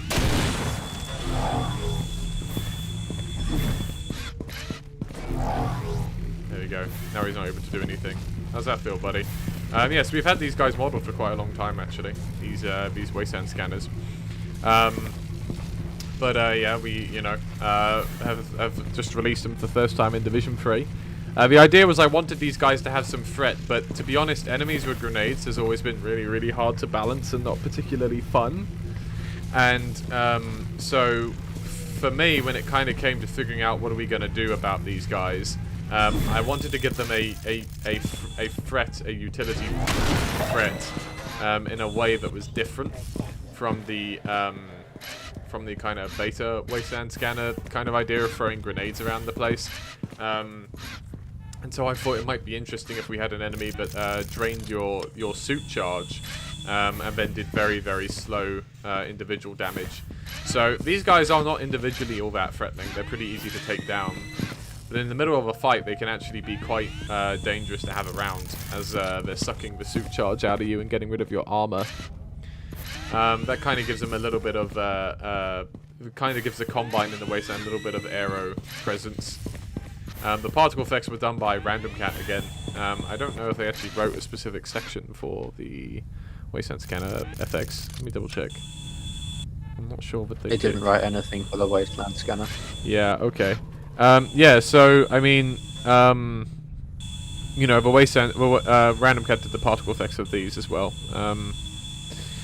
Yeah, as with all of our particle effects, I think Abby did the shield draining programming itself. Yeah, no, I mean, they really came together. It's a scanner that's got a little bit more of a risk to it, and it sucks the shield out of you. And then of course they have a destruction particle effect and some very gooey gibs, also made by Andy for the inside, which implies that they're more synth than machine. These are kind of meant to be more like the shield scanners, where the shield scanners are also definitely more synth than machine, right? Okay. That's all I had to say about the Wasteland scanners, which means we're kind of back into territory of stuff I will be talking about now. Go ahead, Rumpus, let's get some more questions done. Of course. Storage Galme asks, will some sections get better sound like the falling boat and T-Bot fight with the Antlion guard? So in Div 3.1, the boat already received some sound enhancements. We've also, this was Chaotic's debut task on the team. He's since had to dip from the stream, I think. But his debut task on the stream was enhancing the sound design for the T-Bot and guard fight. So yeah, that will get some nice work. It will, I think, sound very neat when we get there tomorrow and start talking about it. Goman Ho 9424 asks, have you guys released the music from this Vortigaunt meeting? I love it. Reminds me of Silent Hill 1. So you can always go poking around in the game files, but we haven't actually done a full volume release in a bit. So that's probably something we'll try and get around to in the not too distant future. Just release the new volume of music properly on YouTube and stuff. People are asking. Adrian the 402nd asks, so what? I've turned it down. I've already turned it down a bit. If I turned it down much more, I don't know if I'll be able to hear the game. Let me turn up my microphone a bit and see if... Hang on. Let me... Why is my microphone so quiet? I think it's probably fine in Discord, no? You sound fine on my end. On stream you sound a bit quiet. Okay, let me look on this again a bit more. I'll turn it up a bit more. Okay, there we go. I've turned the knob up a bit more on the microphone. Excellent. Yeah, that's fine. I've turned down the game a tiny bit as well. Okay, as you were. Adrian the 402nd asks, so since the king was directly mentioned, at which point in development did he start getting implemented, both story and gameplay-wise? So we had a model for the Antlion King in 2020, and that model did not meaningfully change. But so it did get a pretty big overhaul. Amy and Andy worked together to kind of get something interesting together. To kind of, once we kind of saw him in context, it was clear he needed a bit more texture detail. So instead of being one 2K texture, we split him into two 2K textures, and he got a retopology and stuff to go along with it. Excuse me. But yeah, we had a model as early as 2020, and that's pretty much when I started thinking about, wouldn't it be nice to do an Antlion King?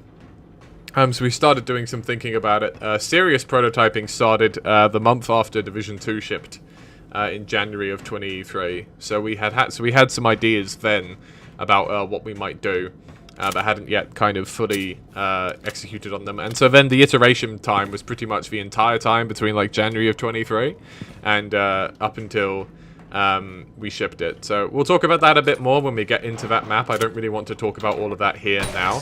But yeah, that was quite a long and extended process of prototyping. Do we live king reaction? Do it what? For the live king reaction. Oh yeah.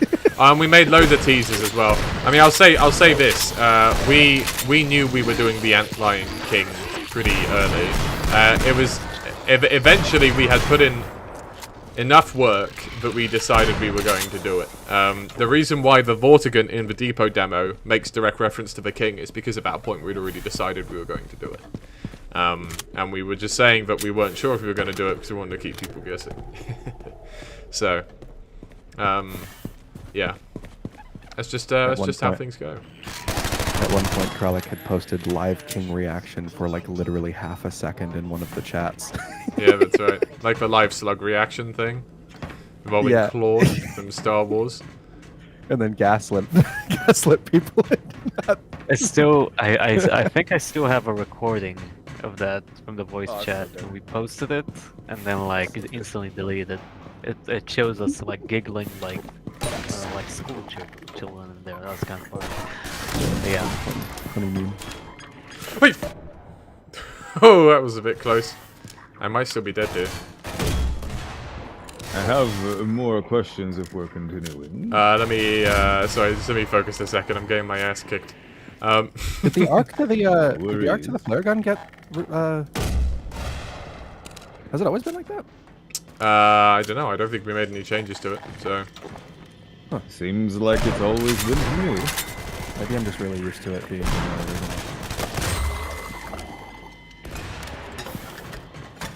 3 HP and a dream. That's why it's Division 3. That's right. I need to find a med kit.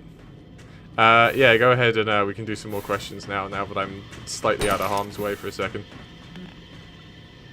Cursed Paladin 1035 asks, are antlions go extinct because of death of antlion king? Oh, it's certainly not going to help. But I mean, when insects, it tends to be the hive that dies, but not the entire species. You know, when these things die in real life, and you know, there may not be loads and loads of antlion kings, but I also imagine that, you know, things like the I picture things like the Bertha and the Guardians as being creatures that have a kind of psionic control over the antlions and are basically deputy pack leaders. And in theory, a Bertha, a guard, and a small group of soldiers and workers could build a new hive. It just wouldn't have a king. So the king is the toughest, a hive with a king underneath it, and maybe there's only one, maybe there's only ever been one, you know. And leave that up to some debate on like things like is there only one Nylamph and that sort of thing, you know. But maybe you know, there could be more hives. They just, one with a king in it is the strongest a hive will ever be, right?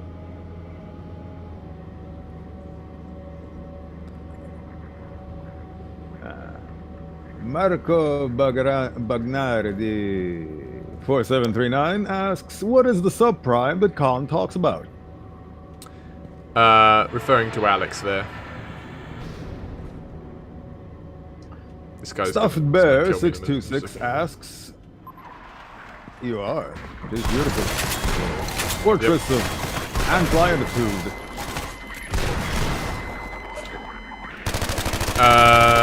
Yeah, we're gonna talk about that later in this map, I think, as opposed to right this minute, because this is not the best view for it. So, yeah, we'll talk about that more in a minute, in case you were thinking about that, Amy. Yeah. So let's keep doing questions for now.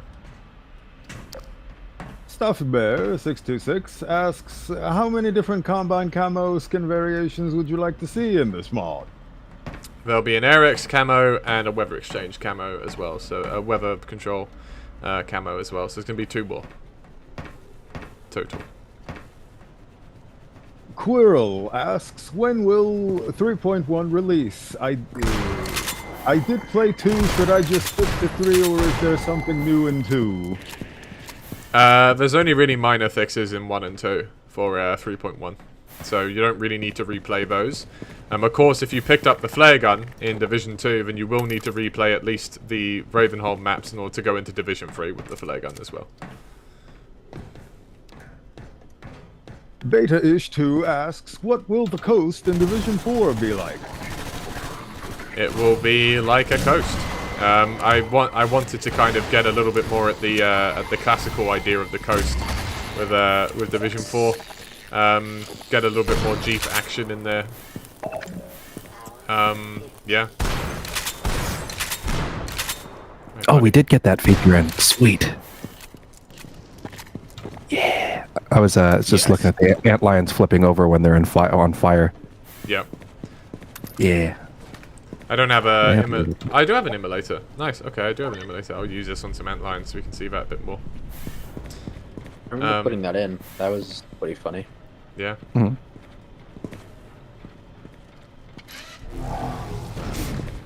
Odin GP8XU asks, any plans for trenchcoat soldiers?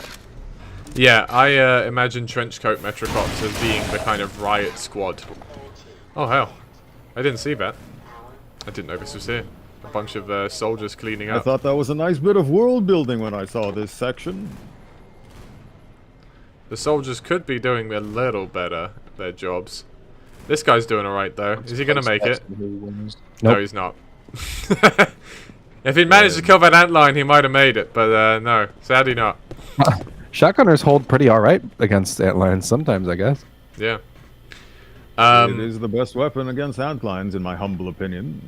I didn't even notice that sequence until after I was done art passing this area, actually. The little antlion and combine sequence. Oh yeah, Dimitron, would you like to talk a little bit about art passing these two maps? So after Achilles did a general pass and Flash had done a general pass on the first half, you and I mostly took these maps at that point. Yep. Yes, I helped with some of the later art pass on this map. Obviously working alongside Achilles for a bit, and then Kralik. I did a lot of the interiors and exteriors, gave them sort of the final pass. I would say my proudest area is the warehouse with the ambush. I like the colors that I added to it and whatnot. And I also enjoyed art passing some areas like this one, and also the industrial areas in O1A, which obviously we skipped past. I also did this area out here a bit. That was this area out here, for some reason, makes me think of like a TF2 map. I can see that. I kind of can see what you mean. Yeah, I think it's the yeah. Oh, it's the in the best way possible. Yeah, it's the kill trigger. It's the kill trigger. I just got to do this bit again. That's fine. Oh yeah, I also art pass this bit in here too. Obviously, I am not taking credit for all the art pass. Kralik and Achilles did a fantastic job on this. So. Yeah, it was a team effort. This is probably one of the last maps, one of the last big art pass hurdles we had in the division was getting these maps art pass because they're very big and substantial. Right. Yeah, Wasteland 01, which is another one I art passed alongside HL Raven.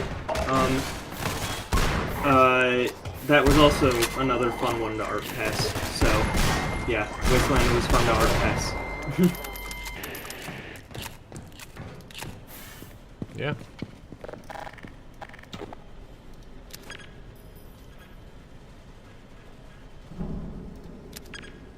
I remember this section from the iconic Lucia live stream. It was delightful. Yeah. So, any other questions? Yes. 2, 4, 6, 8, 10, 12, 13 in total. Yeah, let's have a couple more. Bob Shark GL9DK asks, given the fact that the official Gmod add-on that adds the Combine Guard has a separate gib for the gun, will the guard gun be usable by the player? Yep, that's the idea. Odd Circumstances asks, post-RTBR, how will Earth recover from the ocean being drained, and will there be anything set after the events of RTBR? There's no plans for anything set after the events of RTBR right now. I think, we're just thinking about the fact that whatever spin-offs we do between now and then the core mod is over is pretty much what we're signing up for, and then, at that point we'll probably be done. In terms of recovery, this is part of the reason why the AirX is not already active, right? Because my feeling on the topic is that if there was no air and no water, there would literally be no point, right? Like, I don't, like, it would feel like there's really no victory to be gained as a player in the story, because there's just no point to trying to rebuild Earth after both, right? So not all the water is gone, a lot of it's gone, but it's not all gone, right? And, you know, the Arex isn't fully active yet, so there's an opportunity for rebuilding there, right? And so, you know, there's options, right? So it would be a hard rebuilding, right? And there's still Xenians and everything, but I think, you know, if humanity got this far and was able to stick it out, you know, I think they'd be able to do a little bit longer, you know, without the Combine on their backs. Odin GP8XU asks, any plans to move the secret weapons around to mess with us? No. No, where they are is where they're always going to be. If for no other reason than my own sanity, so that I don't have to try and remember where the new places are. So, yeah. We're coming up on an area where Amy will be able to talk, so let's take one more question and then we'll halt it for now again. Well, that's fun, because this question is a doozy. Chris Paladin 1035 asks, is Gordon will be getting sniper rifle, hopwire, guard gun, Molotov?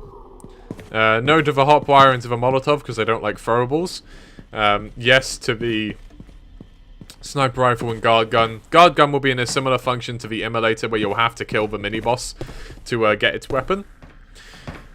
And the sniper rifle will be given to you during Street Wars as your replacement long-range weapon alternative. Okay. Alright, Amy. Let me no-clip up a bit. Hello? Take it away. Alright.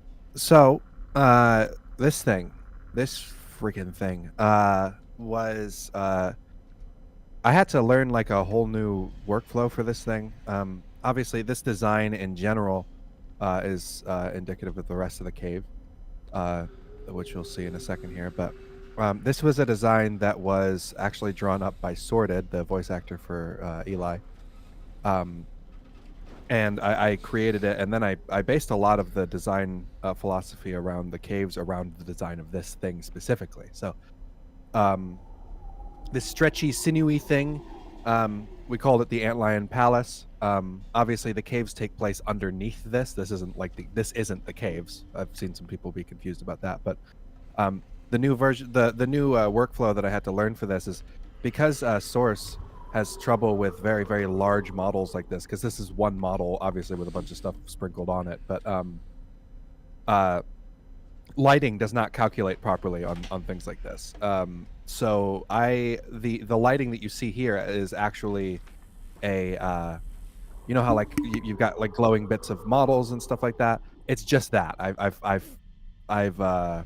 baked lighting from the map into this model. So this model is not lit at all. It's actually using self-illume masks to receive lighting. So that's why it looks good at this scale. It was an interesting thing to learn how to do. But yeah, the kind of fleshy design and everything like that came from like a really, really cool concept art that was done. And I think it turned out pretty cool. I'm really happy with the result. Nice. Okay. I gotta say that. Okey-doke. Great. It's me. Oh, hey, Achilles. After we finish your maps.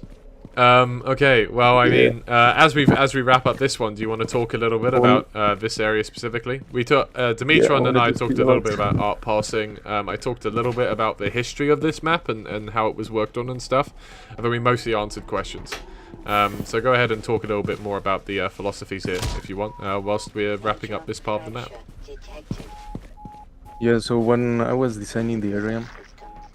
Oh, wait a little bit. Oh, sorry. Okay. So when I was designing the area, I took some time to where to place the palace. Because in the initial model RBC was like in a big open area. So I thought about it some time and I decided to make this area like a big ant hive. Like if you look at an ant hive in real life, there are just some big clips. So if you look at the displacement from above, it looks like some big ant hive. So to make the work on the displacements displacement. I had to literally make an instance of the entire area and take that to work the displacements in 3ds Max. Because making displacements like that in Hammer is very difficult, so then inside, I decided that inside the whole of the area, make the boss fight, the undercard fight that you will see later. That's right. Okay. Right, we'll keep on moving then. Rolling, rolling, rolling. Okay. We come into this elevator area here. I'm going to poke around for some supplies because I'm not doing so hot. Is there any around here? Maybe a supply crate in this room. There was a cheeky head crab. Ah yes, there we go. Okay, very nice. And we'll head downstairs. I'm really glad we're getting to the caves. I gotta work in like 40-ish minutes, so I've got time. Yeah, we got time. I think we'll probably still be going another hour or so. But you know, you got time to talk about the caves because we're almost there. Here's a little taster of the caves, I guess, inside of Wasteland 02. I think I'll wait till we get to Caves 01 because that's when it's mostly there. Yeah, fair enough.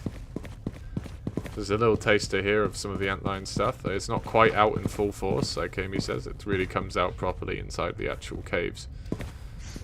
Sneak out here, and then we're going to have ourselves a boss fight.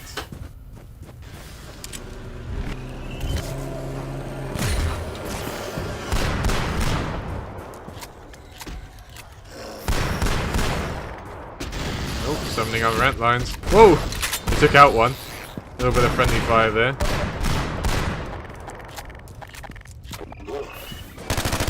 Do I still have God mode on? No, I don't. Okay, good. I'm just making sure. Okay, I definitely don't.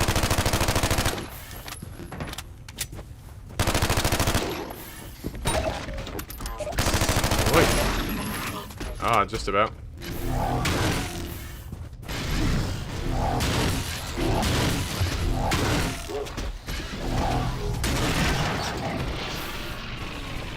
Yeah.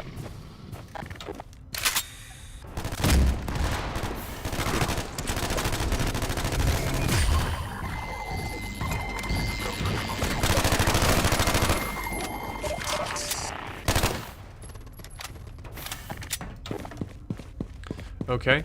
Here we have our first introduction of the combine drill puzzle stuff. But Lambda came up with these. Yes, Lambda did. Lambda came up with these, and it was a great addition. And this guy just moves on his own, right? Yeah, okay, cool. I thought so. Yeah, Lambda came up with these drills and the power core insertion method as a kind of recurring puzzle segment that you then see later on. This one teaches the first use of it, and yeah.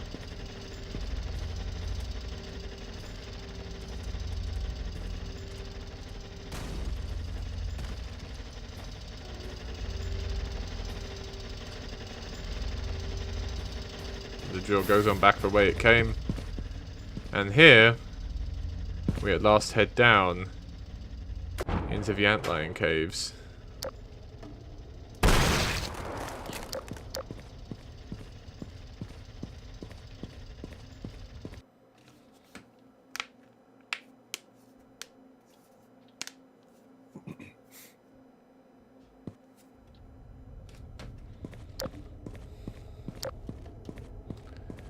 Okay. Well, Amy, I'm going to let you just feel free to step in at any point. When we get to the combine stuff, I'm going to poke RZ to talk about a few things. I guess RZ also should be talking about the world materials here. So let's have you two share space for this one. If you want to talk about the general asset stuff first, then RZ can talk about textures and stuff. Sure. Well, it's been a while since we started working on this and like making like the actual design and the color palette and everything. Still remember that. That was like a while ago. But yeah, when we wanted to come up with the design for the caves, obviously we did not have like original material to base off of, you know, because what we're going here is like a completely original design. Maybe inspirations from here to there, but like the color palette, the textures, the blends, everything was pretty much our own interpretation of the caves. Yeah, that's basically what inspired us to basically make a darker tone, brownish rocks and very bright, warm, and sometimes how do you say, like orangey. I'm at a loss for words. I'm just like baffled with how good this looks, because I've been looking at this like ever since like the start of development, and like it's amazing how far this map has been has gone through, you know. So, yeah, I'm really happy with these caves. But so a while back, what kind of inspired this like almost total, well not even almost, it is a total complete redesign of like what the caves look like compared to like episode 2 caves, is like so this obviously was seafloor before. This is this whole cave system would have been underwater at some point before like areas have been drained of water and stuff. At one point we were doing kind of like episodic looking caves, and we figured out that the context didn't really make sense, so we decided to recontextualize all of these caves and make it like a failed mining operation by the Combine. And the sinew that you see everywhere, that's what I call it, is the sinew. This like fleshy stuff, I imagine, is kind of my own headcanon in our own thing, but I imagine that the Combine were down here mining, and the sinew started kind of creeping up through the ground, taking over their stuff, destroying structures, things like that. And they had no idea while they were mining down here that that below them was a king growing. So the sinew is part of the design of it is a little bit of a lore dump for it is that the sinew is its own species in itself. It's not something the antlions make. It's something the antlions feed. However they do it, I imagine that they feed it with like just things that they hunt, and then in turn it gives them the honey back, the stuff you see in the hives and on the floor and all that stuff in pools. And a lot of the design regarding this kind of symbiotic relationship that they have is actually based off of real life carpenter ants. A little bit of a nerdy thing here, but carpenter ants have domesticated a form of fungus that they they actually farm and eat in real life. So it's something that's really good. Something that kind of scratched that itch for me, and I was like, let's take that and go kind of crazy with it. So yeah, the sinew is a species in itself that they feed, and it gives them a lot of hive structure and things like that. And the design itself isn't really based off of any specific thing. I have had people ask me if I had specific inspirations for like the organics itself, and I'd say it's probably a gathering of a lot of things like Dead Space and Halo, like flood sections, and the sinew itself. I don't think I've even mentioned this at all, but like one of the inspirations that I have was the game Prototype. Prototype had a lot of extreme sinewy-looking structure to it, especially Prototype 2. But yeah, that just a lot of inspirations for like really crazy organic biomass and stuff like that. But some of the textures here I made, and then some RZ made as well. RZ made more of the kind of structural, like those that smooth. He'll go on a tangent about the poop. The antlion poop. This is easy. We can say feces. The antlion feces. Yeah, Yeah. exactly. Mhm. Yeah, go go on. Oh, should I? Okay, so Yeah. basically the antlion. We were talking a lot about basically diversifying because the caves is a pretty small section, but at the same time we want to diversify it a little bit with just a bit more than rocks and sinew and hive and stuff like that. So I came up with the idea of the antlions. You know, basically at the same time I was also learning about bees. I was learning beekeeping as well, and basically I learned a lot about how bees make the hives, how they insert it's like very delicate stuff. But I would say that we came up with the idea that the antlions basically use their own feces for building material, sometimes to put the larvae in, or maybe to make up like, as you can see here, a little mini fort to prevent the player from coming in. Um, yeah, it actually, I think it was a very, very great addition to our, how to say, inner biomes of the caves, because even like that little greenish things is like, it adds a lot to the color palette. And also, like if you can go back to the pit behind this wall. We have an internal name for that pit. I'm not gonna say it, but Oh yeah. I mean, it's not gonna get us demonetized, but it's Satan's thing. Satan's crevice. Satan's Crevice, yeah. Satan's crevice. Satan's you know. Yeah. His area, his region. Yeah, and especially when I obviously not only me and Amy worked on these caves, but also other level designers, Dimitron here also worked on the caves, especially caves 2. I specifically gave instructions to make it as disgusting as possible. I want I want some players to gag, okay, at that point maybe. But yeah, so far I've seen a lot of compliments about it. I love the way people like to see it and thought it was great. And yeah, that's about the antlion poop at least. Sorry, the antlion feces. Yeah, if I can take a moment to say this, yeah, the antlion caves are actually one of my favorite parts of Div 3, if not my favorite, because of the art direction. Yeah. But also just because I like the gameplay. There's a lot of things I love about the antlion caves. Yeah, and I'm honored to have been able to work on it. I'm really happy with the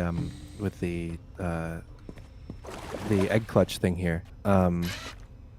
This is a good place for this as well. The egg clutches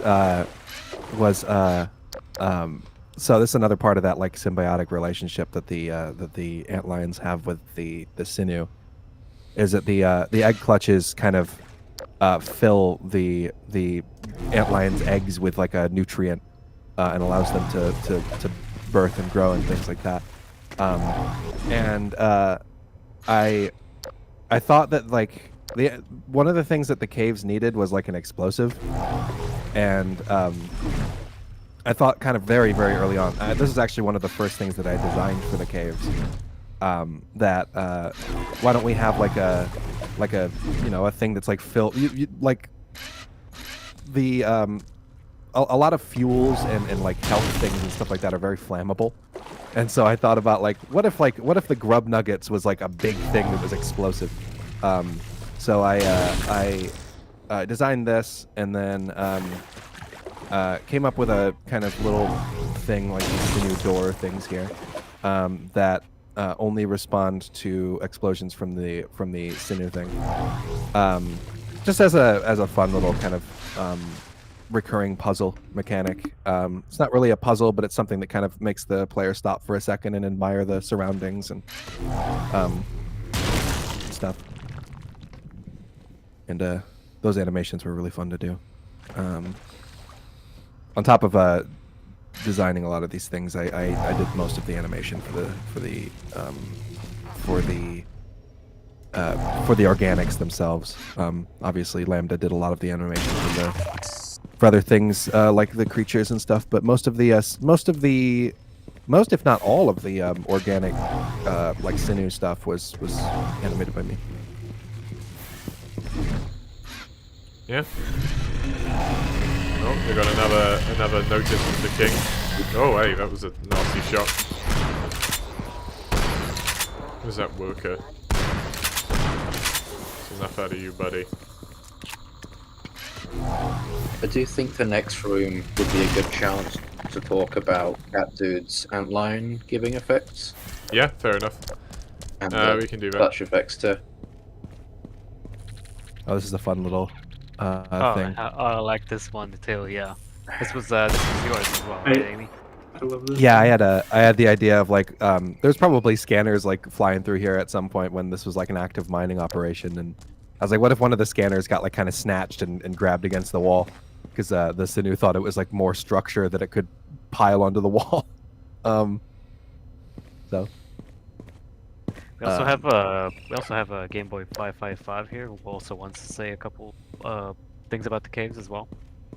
Hello? Can you guys hear me? Yeah. Hey, Game Boy. Okay, I'll keep this brief. Quick introduction. I'm Eric Stark. I also gave with 555. I did PR, graphic design, posters, the trailer. The thing that I want to just contribute really quick is when we were going through the caves, I'm outside of RTBR, I'm a professional photographer and graphic designer. I play around a lot with like color theory and also lighting a lot with histograms and Lightroom Classic, where I edit like photos. So I just noticed like there was a lot of like lighting problems when we were first like initially designing the caves. So I kind of took some screenshots of the caves, threw it in Lightroom Classic, looked at the histogram, readjust the balances to make sure nothing is too overexposed, nothing is too dark, the shadows, the blacks, the highlights, the whites, all that jazz with like photography and images. And I handed over to the mappers, RZ in particular, reference it, put down tone mappers and Kralik, or I believe, or anyone else who were working in the caves adjusted a lot of stuff. So that's why like the caves kind of look a little more balanced. But I'm not the one to kind of like take credit for that. It's the mappers themselves. I just kind of assisted, but I just wanted to make that note. We hadn't really talked about the jump pads yet, as well. They look pretty cool. What is there to say? Well, they jump pads. All right, I'm gonna head out. Everyone, take care. Amy, did you make these or did Andy make these? I made them. Right, I thought so. The jump pads was an idea of like I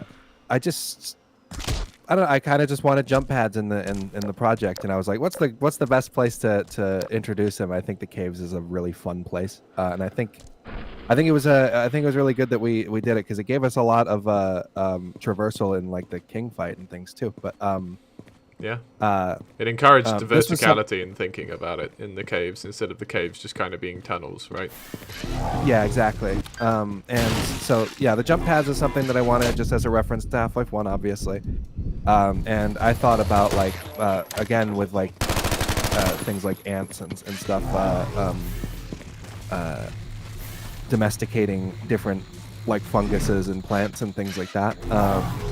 That maybe the antlions domesticated their own version of the jump pad that glows the same way as the ones glows the same way as the sinew does and all that stuff. So and they would use it to kind of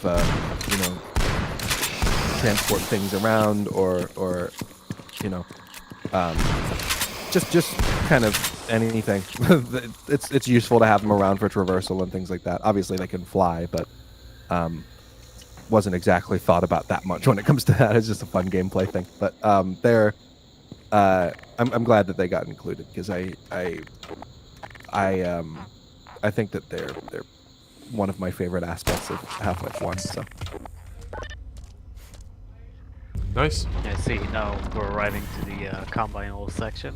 which I also very much like. Sorry. Can we Yeah, just talk about the outline giving? So Yeah, go ahead.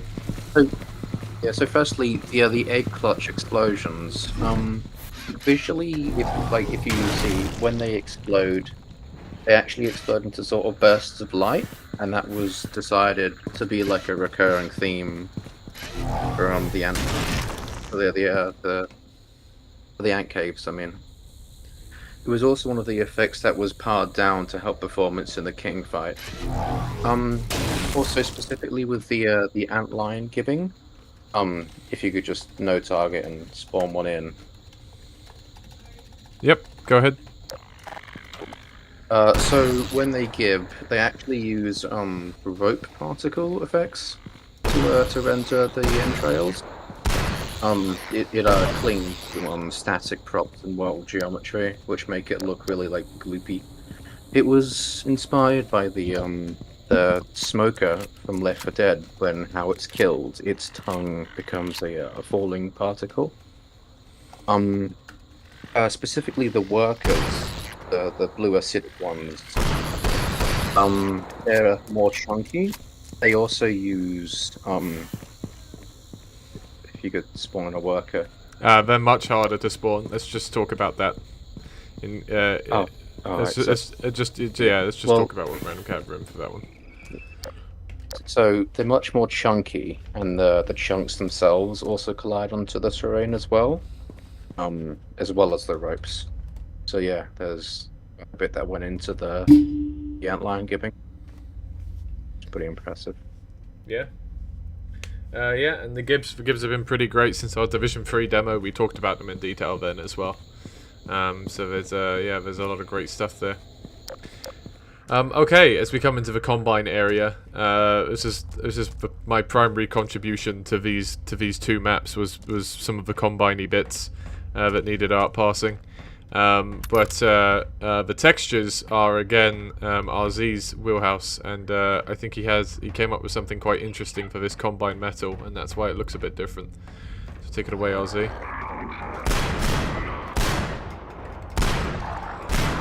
Oh, I was muted. Okay. I still have no target on. Yeah, I mean, we were obviously thinking about like what is the fate of like the combine structures inside the caves and everything, how it's being overrun. Initially we did use like the original combine textures, but I did see it's a bit of a problem because this thing was probably here for a long time, exposed to God knows what's up. So obviously it should be warped at some point. Initially I thought about adding rust, but then I did some digging, and metal does oxidize. Is it metal or whatever? But it does oxidize. I made like very nice sweetened textures for that, and it looks amazing. And it turned out like very, very nice as well.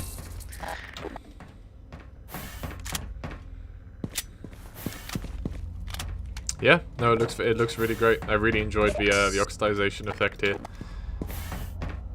I do have to leave very soon here. I think I see a comment or a question specifically for me. About the Outlying King SFX, yeah, go ahead.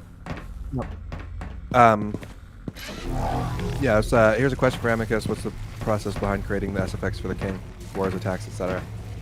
So for that, I created a kind of a voice changer using FL Studio and using a couple of plugins like Dehumanizer and Vocal Synth, along with like a bunch of like reverb and stuff like that. So the Antlion the Antlion King is less of a design, and it's more voice acting, but just with a ton of filters. So it is just me screaming into a microphone. I do have a thing. I don't think it was shipped with the build, but I have a reference to like, to win the game you must defeat me thing that I did with it. Like a reference to Doom and was that Doom or Quake? It was Doom, right? Doom 2. Yeah, with the icon of sin. Yeah. Reference to that kind of sin and the Gene Worm as well in Opposing Force, but it was you know, a fun thing to do. I just it was also really easy to iterate on, because what I was doing basically while I was creating the sounds for him, I was just watching different animations that he was doing, and then voice acting to match the animations. So same way you would for like any other animation when you're doing traditional voice acting. For this, I was screaming to match animations of a giant creature, so it was a little different than my usual approach for stuff like this. So the Antlion King is voice acted by me. Speaking of voice acting, I do remember the original placeholder lines. Who was it voiced by? Well, I do all the original placeholders for creatures and for characters. It's just usually me going. It just probably goes like that, and yeah. I remember. I ended up hearing that voice line like a million times, especially when playtesting, and never got tired of it. Yeah. The Ant King getting hit with a clutch and then going, oh! It was so good. especially with the reverb or the echo, yeah. Absolutely. No, that was me just doing a little bit of quick work, you know. Should we talk about this area over here, like the blue area? Yeah, okay. So I did the lighting for this area and also the art pass work. Not all of it, obviously. I did like the final stuff, but the lighting specifically, I wanted to kind of create a sort of cold tone to like contrast all the warmer looking stuff that's like orange and red, to kind of create like, this is the combine area, this is the antline area, like kind of a separation between the two. And as you can see back there, the hives are like glowing red and yellow and orange and stuff. So I think it kind of shows the separation between the two, especially in the area back there, but it's very subtle. And then, yeah, further up ahead, you'll see more of this blue lighting. Pollock did a lot of the red stuff, and I think he did a great job with that. So, yeah, but it was fun to work on the combine areas. I enjoyed working on these areas. Yeah. I just I did the general art passing here before Dimitron came in and did his pass, and you know, just added loads of brushwork. We have lots of great combine props in RTBR which we created for our depot levels, and it's made art passing further combine areas a lot simpler, with lots more to work with. One of the problems of art passing combine stuff generally, in like a vanilla Half-Life 2 kind of mod-based setup, is like, I don't really feel like you've got a lot of great stuff to work with unless you do exclusively brushwork detailing, which is fine, but it's pretty hard to get a broad pass over an area without doing everything bespoke, and so, you know, we propped a few things, and so, you know, we can sprinkle them into rooms like this and have brushwork do a lot of the work still, but much more quickly reach a pretty good place with some of the assets. Oh, I wanted to quickly point out, though, you may notice those boxes with the crystals. That was actually, those boxes were done by Achilles. I got them from Wasteland 02 and decided, wait, these would fit really well for the antlion caves, because, like, you know, they're mining crystals and stuff here. Yeah, I used these ones without the open lid as generical detailing in a few places. Yeah. Kind of like crates with the other combine crate we had modeled. I haven't really talked about my own art passing I did, but to be honest, it's just one of those things where I just kind of look at a room and I detail it. Sometimes I have a stronger idea, but I didn't really detail any of the, I would say, the big set pieces, besides like one, I think. But I otherwise did a lot of this general broad detailing where I don't really have any tremendous words of wisdom besides the room was empty and I needed to detail it. I think all in all, though, as a result of doing a lot of these middle areas, this is probably the division I did the most art passing for. I think there's significant art passing in most of these maps, which I did, but again, it's a little hard to be specific on the things I did. So, you know, it was interesting, getting so much variety. sorry to cut you off, but I did a bit of the yeah, I did the lighting here with the blue stuff. Specifically, I tried to contrast this area with the previous area to kind of make it feel more like a special area because there's a puzzle. But also, I wanted to go for sort of like a darker tone over here as you start to approach the more like, you know, natural stuff in the caves, to kind of like forebode what's next. Like the next room specifically, you start to see a bit more carnage and stuff. Yeah. Very quickly, because I'll have to go here in like a couple minutes. The other thing with the crystals here is, yeah, this is like a mining operation from the Combine, trying to get as many of these Zen crystals as they can, because they use them for whatever. But any source of power is going to be good for the Combine. But the reasoning for the caves being here specifically is that this is like a huge like deposit of crystals that had grown after the resonance cascade or whatever happened in our context.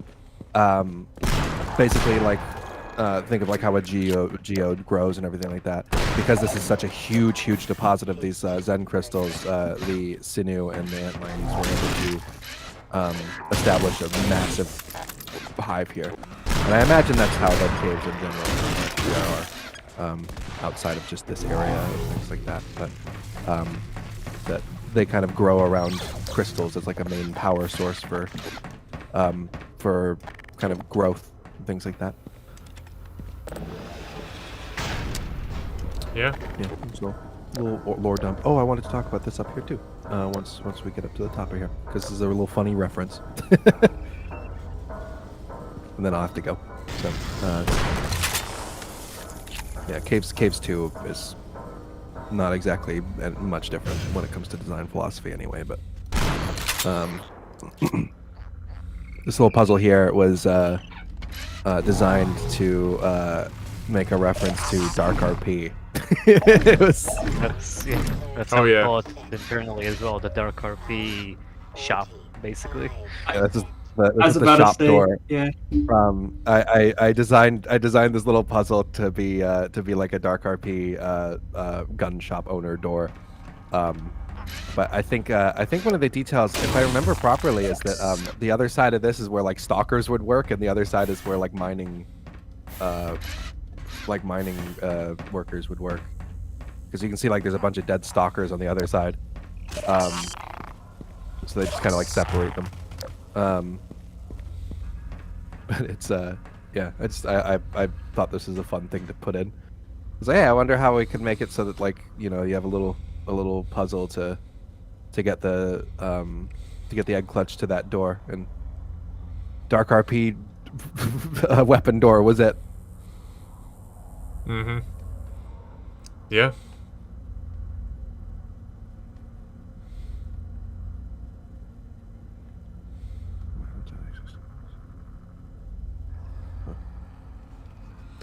Yeah. Okay. I like this puzzle. Yeah, no, I like this one. It's a nice reference. I don't much to contribute to it, but yeah, I thought it was cool. I did the art pass in here as well, and again, I don't have a lot that's very specific to say. Just that, you know, I don't know. I placed some combine-y stuff, and I liked it. These electrical things are I have a little bit more to say about. I use them in the depot as well, and I originally made them for the energy shield texture of the main antagonist of the Burton equation, another mod I made. And I just repurposed the texture here as generical combine energy goo of some description. I don't have a deep lore explanation as to what it's doing, but flowing somewhere menacingly is the answer.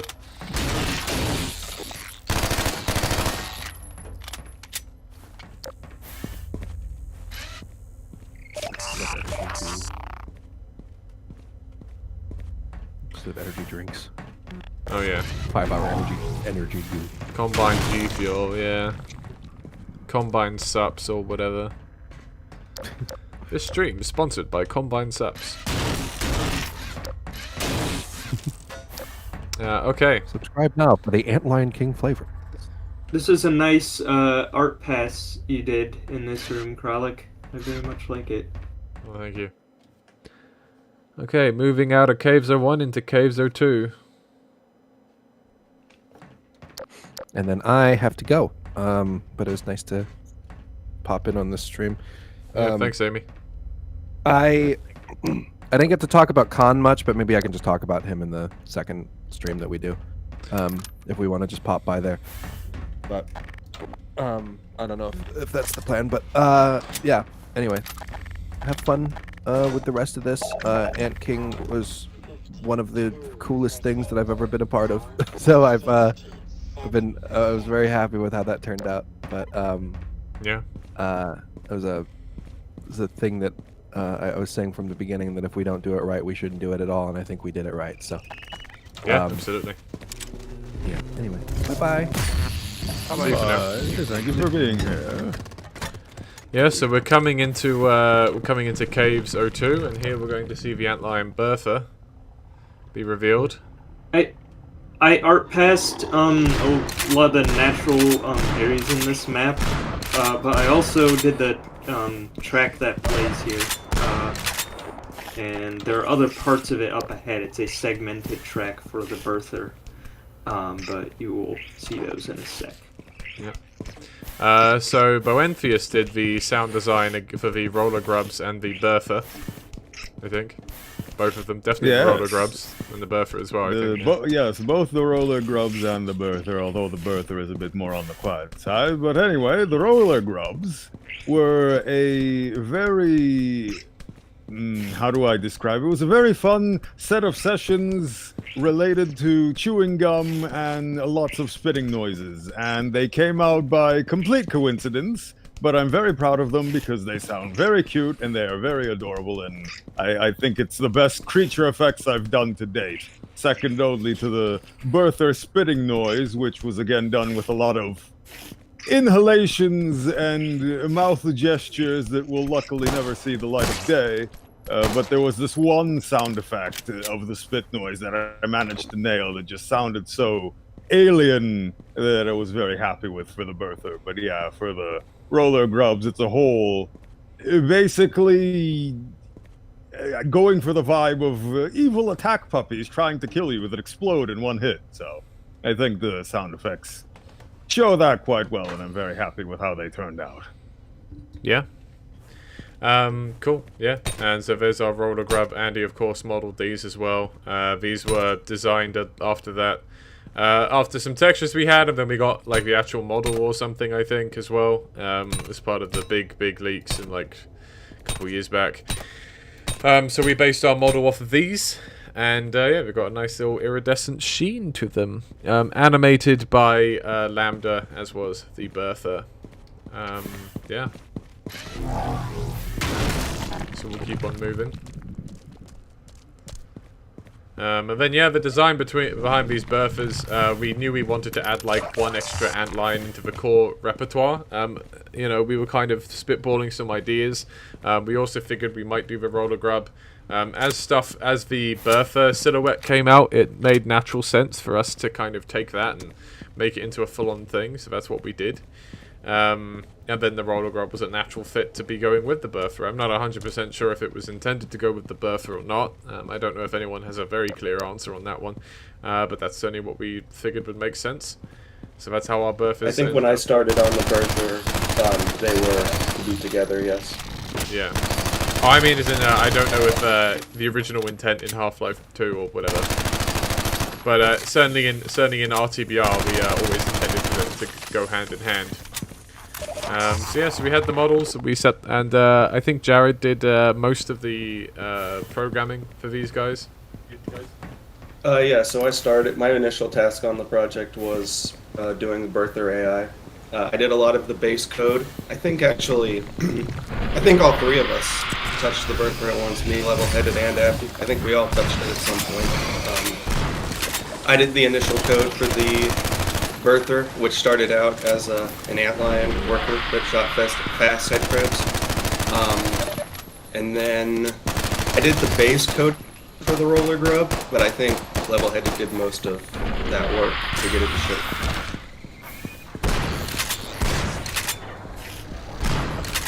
That is correct, yes. I did a lot of work on the roller grab specifically.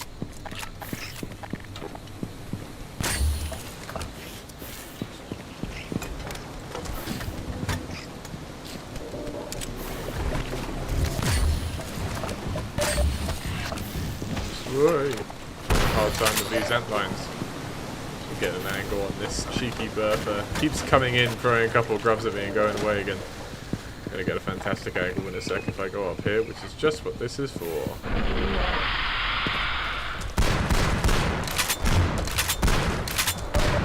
Yeah, you get out of here.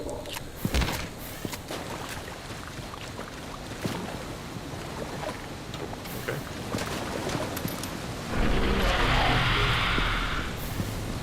This waterfall's lovely as well. When Lambda did a lot of the art passing in Cave 02, he did a really fantastic job with a lot of these bigger rooms and environments.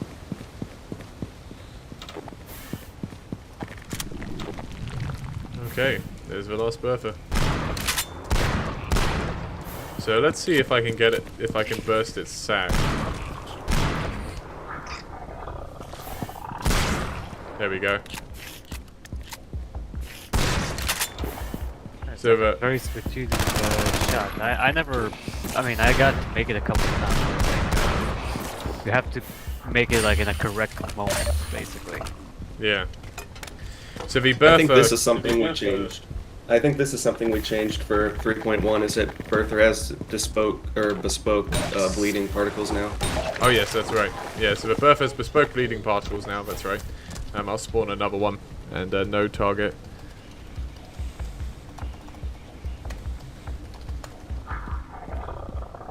And yeah.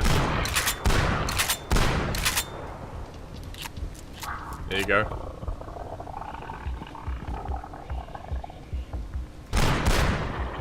Have another look around at it as we do.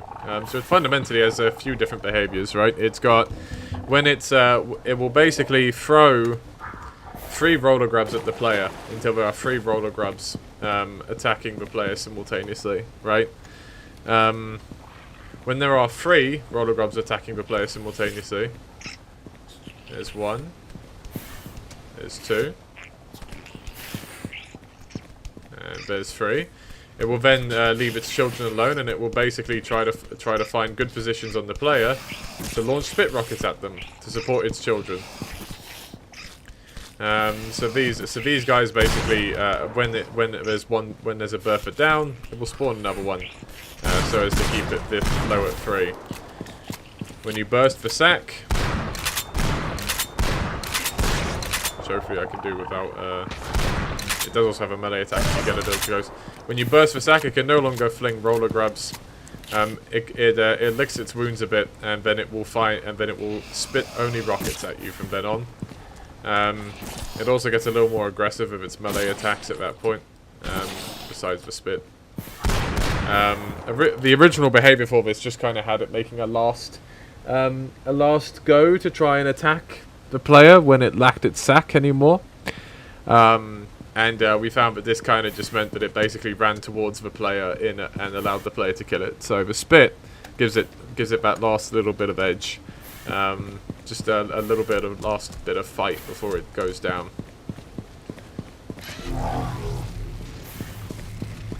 So yeah, this the first half of this map obviously is structured like a sort of a mini boss introduction kind of fight. So you kind of build it up a couple of times so that you have that open encounter with it in the enclosed space. And yeah, again, Lambda did a really good job with art passing these caves. I ended up picking up some parts of these caves, individual rooms. All the big rooms, more or less, were done by Lambda. And then Dimitron also did a pass through this map, I think. And then I kind of took a few areas like this one to kind of add some extra props and some stuff into them. I did a pass on some of the previous areas and on the area up ahead, which is my most proud art pass in this map. So Yeah. Trying to flatten some antlines with these rocks. That about did the job.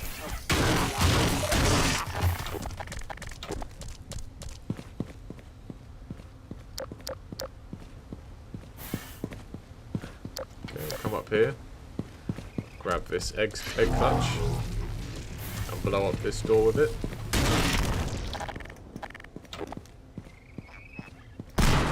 You know what we forgot to look at when Amy was here? Hmm? Do you know what we forgot to look at when Amy was here? What did we forget? The antlines on fire and they flipped over. Oh, she saw the flare gun set them on fire earlier in the stream. Oh yeah, you're right. Sorry. So she did see it. She did see it. Yeah.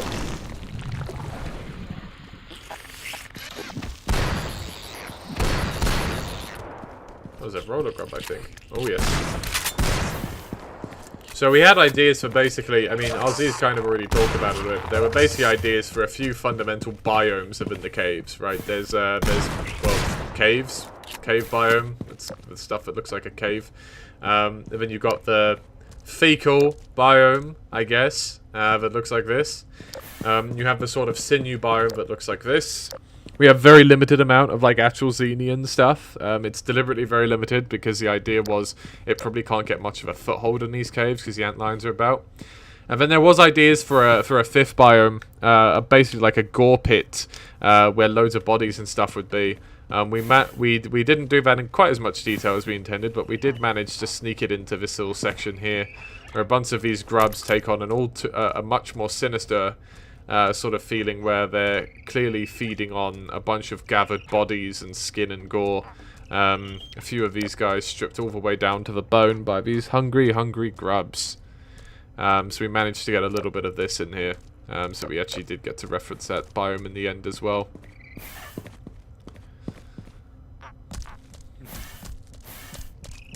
This is the big looker in this map. This lovely chasm here with the big crystals. We have this amber texture, which is used very well alongside these crystals as well. I can't really get the best view of it right now, maybe here. And I'll sneak over the front a bit. Yeah. This big chasm here with all the crystals. See this big kind of cluster of sinew, which like... If you look... sorry to interrupt, but if you look next to it, there is a gunship in the wall. Oh, so there is. Look at that. Pulled down. Yeah. Pulled a gunship all the way down. That'll feed some antlines quite nicely, I bet. There's also one of the mining drills stuck up there, I think.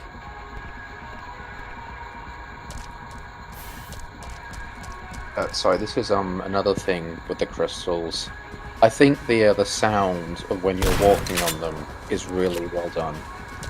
Oh yeah, it was bespoke by Amy. She did a new surface property for them, and then they've got a bunch of their own sound effects as well.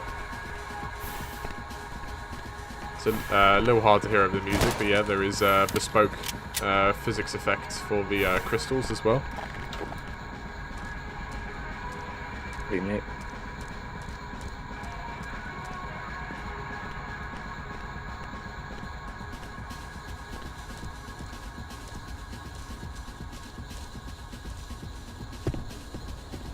Okay, come on down to the bottom. There we go. Okay. So...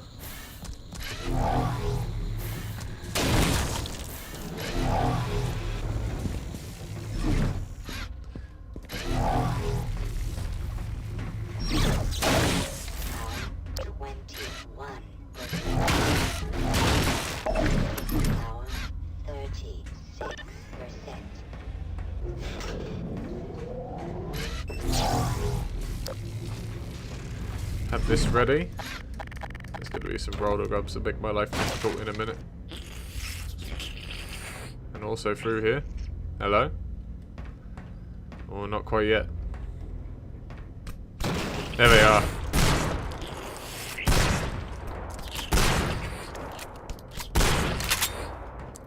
Keeping you busy whilst you wait for the drill to go out. And this door to open. There we go.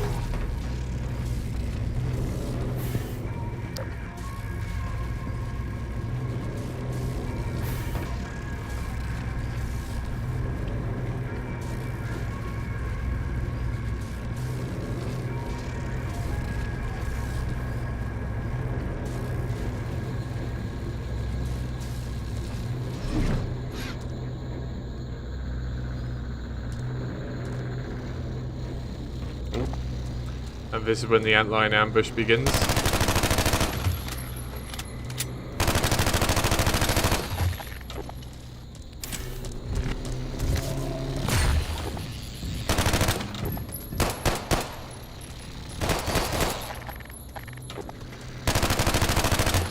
This sequence primarily by Lambda, I guess. It's a shame he's not here to talk about it. But yeah, he did a lot of the... He and a mapper who was on the team, Fodder, did a lot of the initial kind of blocking out for these sequences and making them and these gameplay areas. Lambda did big overhauls to these maps over time as well.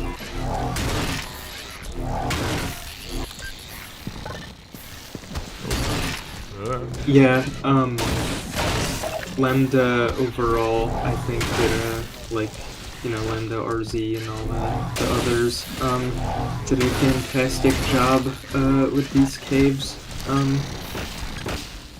They deserve a lot of credit.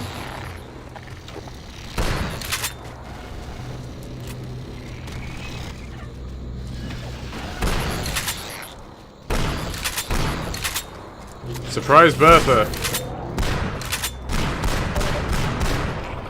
I don't know, we just take down the last one. Just remembered something to mention about the Bertha sound effects is that originally I found one of those Hollywood sound packs, much akin to what Half-Life 1 and 2 used, and gathered the lion roar sounds from that one to use as inspiration, because I kind of wanted to base it off of a lion's roar, like a lion growling. And then I essentially just mimicked that and got something more akin to a boomer from Left 4 Dead, where it's a lot of gurgling and a lot of regurgitation noises, because it does a lot of spitting attacks, so I wanted to have a lot of SFX based on that. So when it's not spitting, it kind of is meant to resemble a lion growling. Nice. Yeah. Okay. So we're coming up on the last map for this stream. It's the big one. The big one.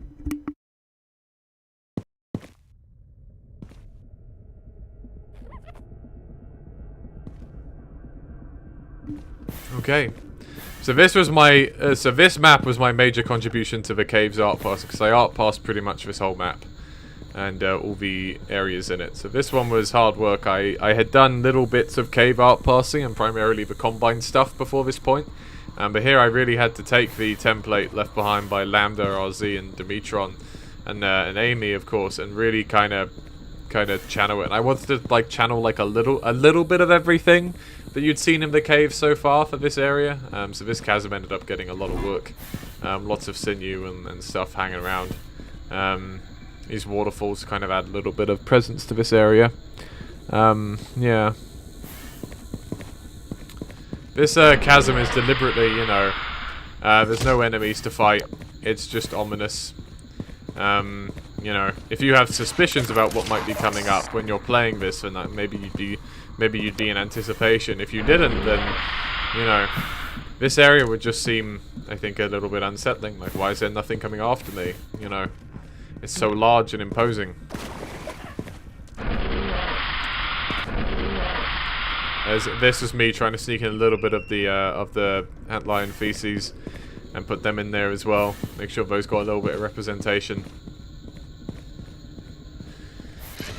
And then we're heading into the big man. The big guy.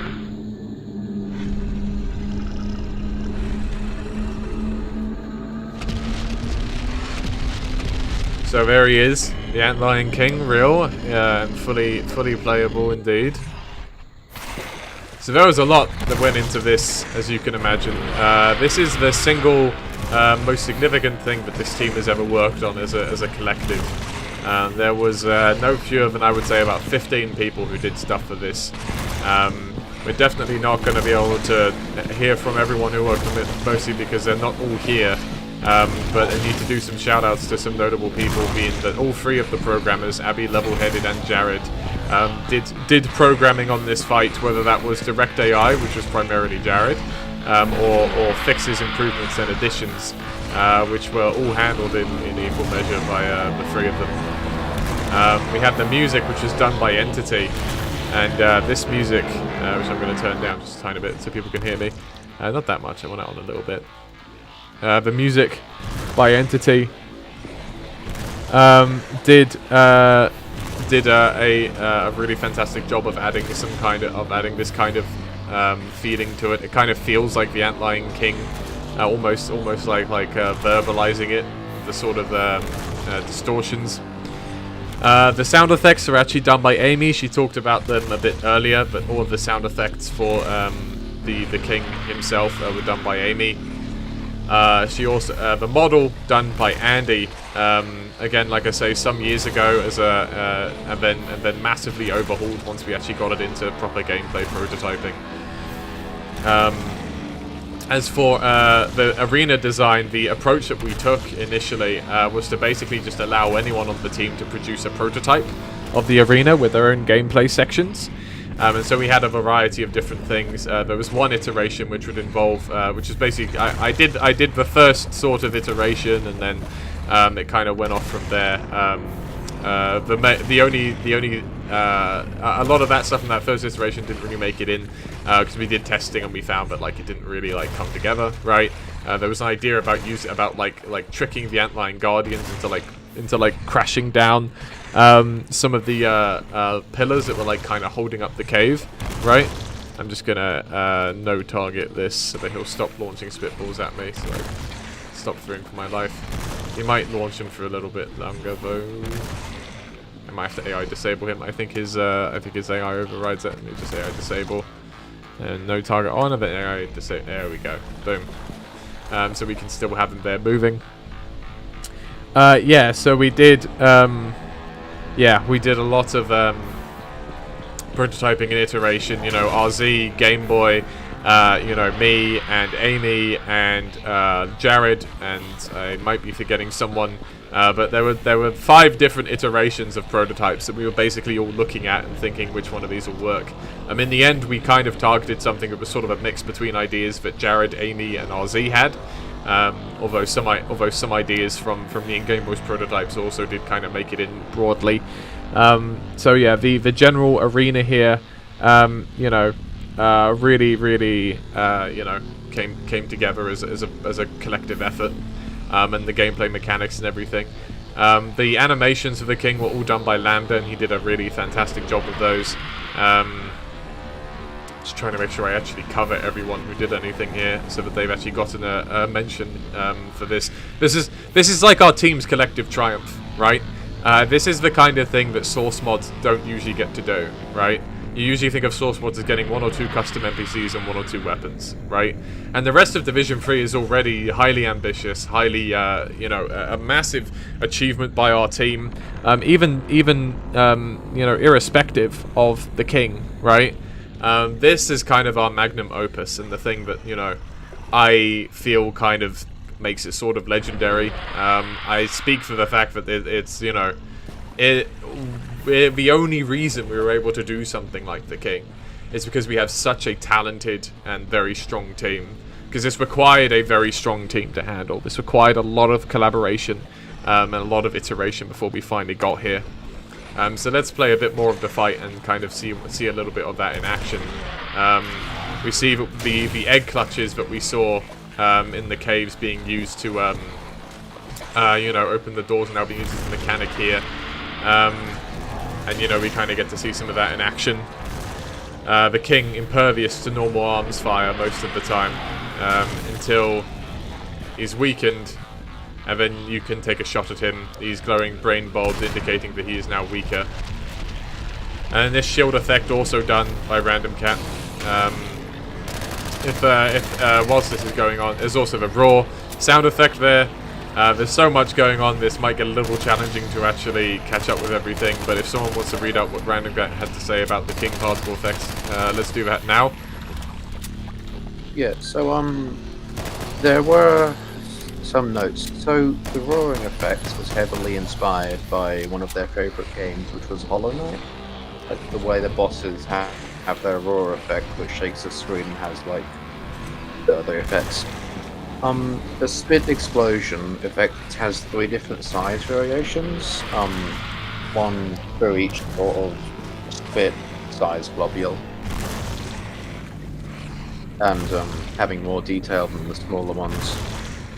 The other shield effect is actually funny because it's 2048 individual particles which form like the shape of a sphere around the king, which is interesting. And the shockwave is assembled from several instances of 512 unit long effects. And nearly every effect in this roster had to be cut down a lot to mitigate out of memory issues, which is the first time this has ever been necessary. There's a lot that went into this. Yeah, as we can see. And so yeah, you've been able to see he has this the secondary shockwave attack. He will also melee the player if you get too close to him. So not advised to get too close to the base of him, or he'll take a little swipe at you and do a significant amount of your health points as damage. So he kind of has those attacks. He then also has a few extra attacks in the second phase as we get there.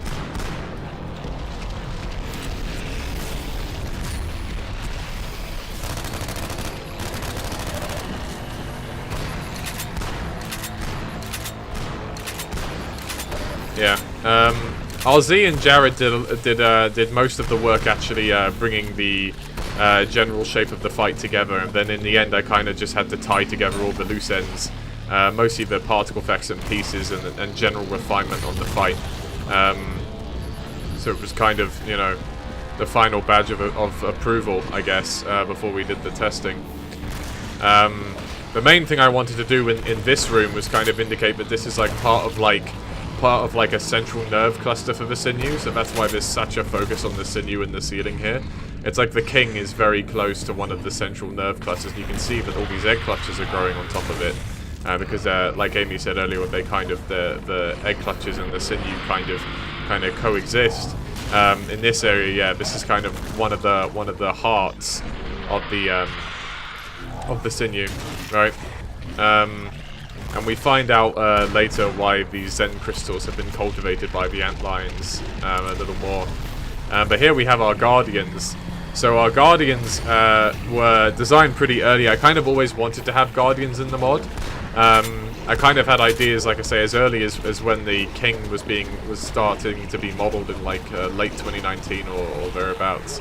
I kind of had ideas for how we might incorporate guardians into the fight, and I figured, whether they were in the fight or just in the caves, guardians made sense as like, the royal keepers, in a manner of speaking.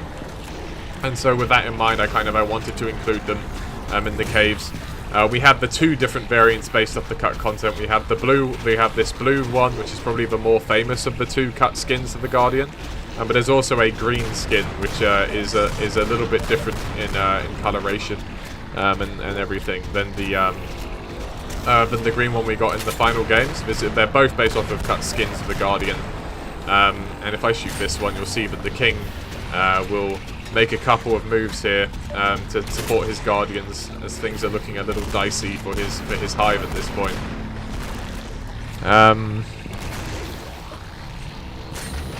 Like lots of challenge as well in designing this fight. This is the first fight, let's say boss fight, we designed pretty much. And obviously, we do know that the Antlion King has sort of like a big name, especially in the beta, Half-Life 2 beta community. So it was a challenge. It was very much of a challenge. We didn't know exactly what's going to be fun, what's going to be challenging. We wanted to balance that out a lot. Yeah. And especially we wanted to be like a bit grandioso, because this is, I guess you could call it the first real Antlion King fight, maybe. Yeah. We knew we had to do something big, right? Because the thing is like, for a lot of things in the cut content, someone has taken a stab at them before, right? And you can kind of look at it and piece together, how did people do this before? What did we or did we not like about someone else's interpretation?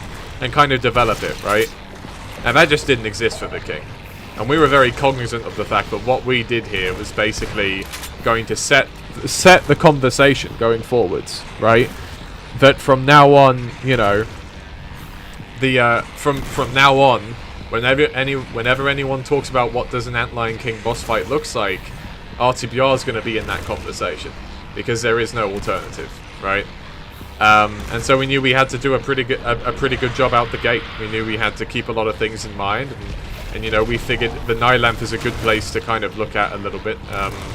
You know, we looked at the Black Mesa Nylamp for some ideas there, you know, in terms of like spectacle and all that. Not like raw mechanics necessarily, but definitely like we felt like it needed the same level of spectacle as the Nylamp. It needed to be something climactic and to feel like you're fighting something much larger than you, and that you are like a giant killer. So this addition of these electrical fields as kind of its extra attack, besides the spit puddles it produces now and then, was a pretty late addition. It's something we came up with because, well, people were going around and speedrunning and blowing up the chamber really quick. And we figured it would be a good idea if players had a moment where they were forced to kind of take a moment and listen, basically, and work out what's going on, without feeling like they have to just constantly jump from pad to pad, right? Let's get these guys out of the way. One addition made for 3.1, by the way, is we've massively increased the how generous it is, the area you need to shoot with these pods.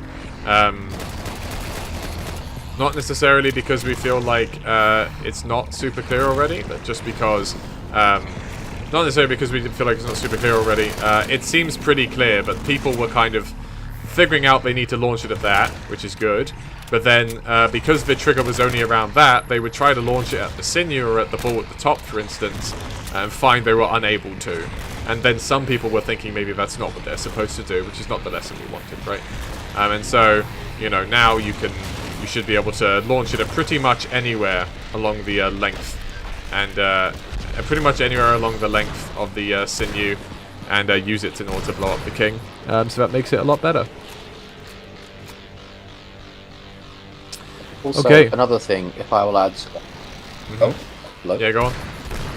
Oh, so the egg clutches were previously, before 3.1, affected by like air and physics drag.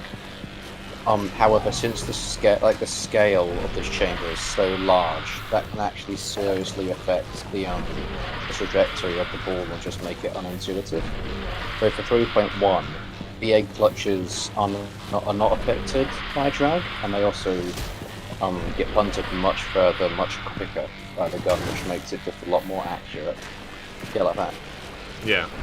We also greatly reduced the amount of ant lines in here because that seemed to be a bit much for people. So in general, this fight has received quite a lot of rebalances. Not a lot of like big visual changes, but we think that people will find this fight a lot more what they want out of it, I think. Where people really like the spectacle and they like the general idea, but there are a few things which needed refinement, and I think we've hit those goals now. Okay. Let's finish this guy off. Is there an antlion on top of him? There is. I pushed an antlion on top of him. Right. Off he goes. Okay.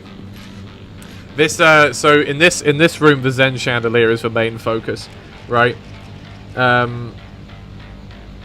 Yeah, so the Zen chandelier was the main focus, and so if the other room is like the heart of the sinew, this is like the brain of the place. You see, of course, the particle effects on the crystals on the side, which go into the king, that went away one by one as we blew him up. And yeah, the idea is that this is where he's drawing his power, and this is where the antlions drawing their power. And so without further ado, let's put an end to that.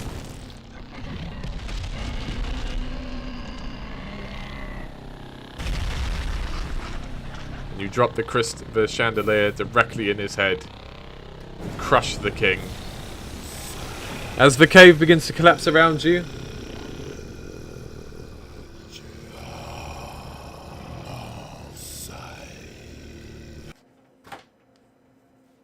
and I think I've got the latest version of this map for this scene to work.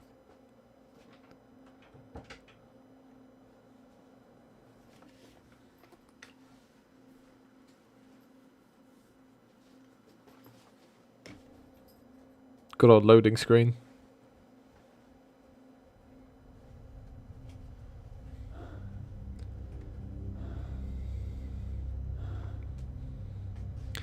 And this is the new scene for 3.1.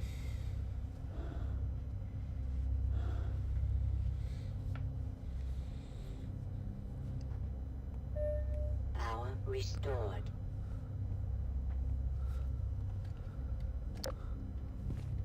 There we go. And so that is the end of our playthrough for this first part of the stream. Tomorrow we will play the Jeep maps and the depot and play the rest. So yeah, as you can see, loads of fixes, great and small, in the 3.1 side of things. There's a couple of more visual fixes in the depot side of things. Depot was already pretty refined because obviously we did the demo and everything. So we ended up having a bit less to do in this back half than in the front half. Most of the improvements are there. But yeah, so all in all, we've got about 157 improvements already to Division 3 with the 3.1 release. There's a few more we're probably going to make before we ship by the end of January. And yeah, then the definitive version of Div 3 will be out. And we'll be moving on completely as a team onto Div 4. So yeah, right, let's do, like, I don't know, 5 minutes or so of just question answering, and then we'll close up the stream. Questions. Vortigaunt asks, will the combots appear as a separate enemy from the scanners? If not, will the scanner have the ability to gas you? No. No and no. We might do something interesting with the shield scanners, but I already think that them being able to drop mines is kind of interesting, so we might just stick to that. That's fun, because the next question by Vortigaunt asks, in Division 1, there is a retail shield scanner. Will the shield scanner be its own enemy, or will it be replaced? Sorry, say that again? I was reading something in chat. There is a retail scanner in Division 1. Will the retail scanner be its own enemy, or will it be replaced? Retail scanner? I mean, if retail you mean... shield scanner. Oh, I'm assuming right. it's the ones with the... Yeah, we haven't replaced them yet. Strider ones and health. Yeah, we haven't replaced them yet. We intend to... Eventually, the goal is to replace all Simps and Organics in the game. If you want to be a part of that, apply to be an Organics artist. We're looking for more people.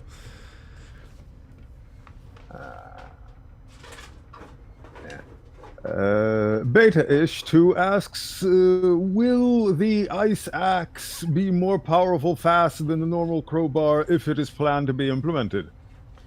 It will be faster. It will do less damage per hit than the crowbar, but it'll attack more quickly. And I have some ambitions about giving it some sort of secondary thing. I see a donation in the chat. Thank you, Bad Opinion Squid. We'll do this question next, I guess. Will we see more guards? We see that at the Hive Institute Gardens. Yeah, I mean, guards are an NPC that like you have to be a bit you know, careful with, right? They're like cremators or something. They're mini bosses. We can't just sprinkle them around. The space that berthers take up in Division 3 is a very similar space to what guards would take up, right? I can say that on the coast we intend to do some very interesting things with antlions still, right? You know, it won't be another antlion king, but some of what I was talking about earlier about like what does a pack led by guards and berthers look like, we'll touch upon that in Division 4. So this isn't the last that we've seen of the antlions. They're going to make one last gasp of this, at least this local hive, and we'll see some of their diaspora there. Yeah, okay, go on. Yeah, go on.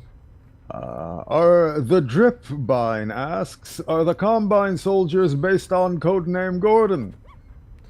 No, they're based off concept art and Andy's own designs. Matejovich asks, 8125 asks, how many more inventory resets will there be? 2. One before Division 5 and one after Division 5.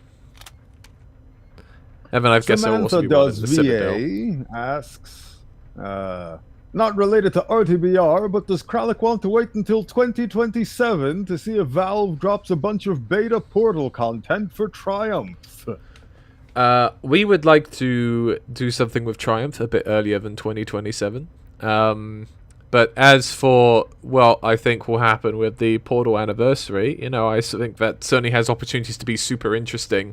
I don't personally expect there to be that much more that's useful for Triumph by that point, because Triumph will largely be made by that point. We've already done the vast majority of the test chamber elements. Those were done by Reno. You know, and we've already come up with what our chambers are going to be and begun doing most of the work for the 10 additional chambers which have the extra mechanics in them. So I suspect that whatever beta content gets revealed is probably going to be too late to work into Triumph at that point. I feel like the interesting thing with Portal Beta that I've found though when looking at it with Reno is actually really terribly documented. Like him and I have spent quite a lot of time just digging about in what we have, because like there doesn't really exist a general knowledge in the collective consciousness about Portal content in the same way. You know, which is kind of fun because it means we get to sort of take some liberties in some places, and you know, whereas sometimes we irk people by the liberties we take on RTBR. Some people don't care at Triumph because they didn't know. That's one of those things. It's fun. But otherwise, yeah, no, I mean, it's fun to discover stuff. I sometimes feel like we're discovering something interesting that people haven't written about before, you know? Angelus T5B asks, will the drills ever be a model? It's on the list. We did talk about maybe doing it. It's just one of those things that didn't really happen, and the model itself was good enough. So, yeah, not at the moment, but, you know, in the future, perhaps. Adrian the 402nd asks... Oh, wait, no. This was the one about Amy and the SFX for the king. Never mind, skipping that one. Unprofessional commentator asks, are all of the caves antlions made, or do some parts of the caves predate the arrival of antlions on Earth? Lore. Hang on, what, say that again? Hang on, let me think about it. Are all of the caves antlion made, as in did they build them themselves, or do some parts of the caves predate the arrival of antlions on Earth? I'd like to imagine my own answer to this being that there were already caves there, but they expanded on the concept quite significantly. Yeah, absolutely. I mean, like Amy said, some of these are mining caves, right? And some of these are going to be underwater caves and that sort of thing that already existed and that kind of thing, you know. And then where mines and the underwater caves kind of intersect, right? Yeah, it's a combination of things there, I think. I also imagine the sinew would like have a large effect on that, because that came from Zen, presumably. Yeah. I'm trying to... Sorry, does anyone know how you do a slideshow in Windows 11? Because I used to do this when we did the Q&A, and I've been trying to do this whilst answering the questions, and I can't figure it out. No, don't tell me this is one of those you can't do it in Windows 11 type things. That'd be really annoying. I mean, there is a shift in the operating system space a little bit. Just a nudge. Hang on. Let me think about it. Okay, I think I've got it. Oh, do I have it? Hang on. Screen. No, not visual search with Bing.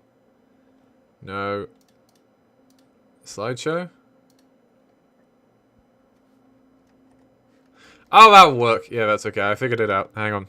Right, let me change the window.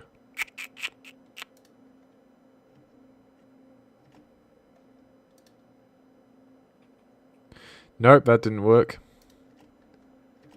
How do I... Huh. Okay, I think that's why it wasn't behaving. No? Sorry, keep asking questions. This isn't very interesting. Fair enough. Milo Hilux 8190 asks, will there be other boss fights? Maybe. Oh, okay, no, we're not going to do that. It plays dumb music the whole time. I don't know if you guys heard that, but it plays really dumb music the whole time. We did. Okay. Well, yeah, sorry. Actually, I let don't me... know if it was heard on stream. You know what I'm going to do? I'm just going to I'm gonna do this thing where I'm going to manually do it by just streaming the photos thing somehow. No? I mean, that works. Where was I? Betish2 asks, I'm just gonna redact this question a little bit. Eye rifle, question mark? Yeah, that's the idea. Yeah. There you go. Dimich Shmelev asks, fire extinguisher, question mark? Yeah, in Division 5, where we'll give it some extra use. Alright, I think this will work. There you go. Turn that off. Can anybody on the stream? Are you guys seeing fan art on the stream right now? Oh yeah, it looks like it. Boom, there we go. Yep. That's great. There we Okay, go. Cool. Let's just do that. It is visible. We are go for green on the visuals. Fantastic. Right. Hang on, let me just. Is that working? Yeah, great. A couple more questions, then we're done. Yep, Milo Hilux, will you get to keep the theropods after the depot? Yeah, we have some plans for Division 4 stuff regarding the theropods. K0RF3 on 6 asks, the Arctic chapters, how many will there be? And what's the vague things we'll be doing in them? Well, there will be a whole division devoted to the Arctic, and you will be starting with the Hyperborea, making your way to Kraken Base, and then heading over to the weather control. Right. One more. Let's do one more. And then we'll end it. Okay, let me see if I can see which one is... I'm overthinking this. Again, Corf 3 on 6, apologies for the name butchery, asks, and lastly, Division 4 is supposed to contain the air exchange. Could we expect it to be done before the end of 2026? We don't plan to release anything Division 4 related in 2026. We have some plans for 2026 that are very interesting. And, by the end of 2026, you'll have seen what they are. A Division 4 release is not one of them. We don't plan a Division 4 demo because Division 4 is already pretty short. And we kind of figured there's actually no way to do a demo for Division 4 without just spoiling everything that's good. So, yeah. Anyway, I guess we'll end that there. So, yeah, thank you everyone for watching. I hope this has been a really cool stream, kind of getting to dig into things. We'll do another stream tomorrow covering the Jeep journey through to Depot. And yeah, that stream will probably be a bit shorter because we've already done the Depot in the Division 3 demo stream, and we'll probably not repeat ourselves too much. But yeah.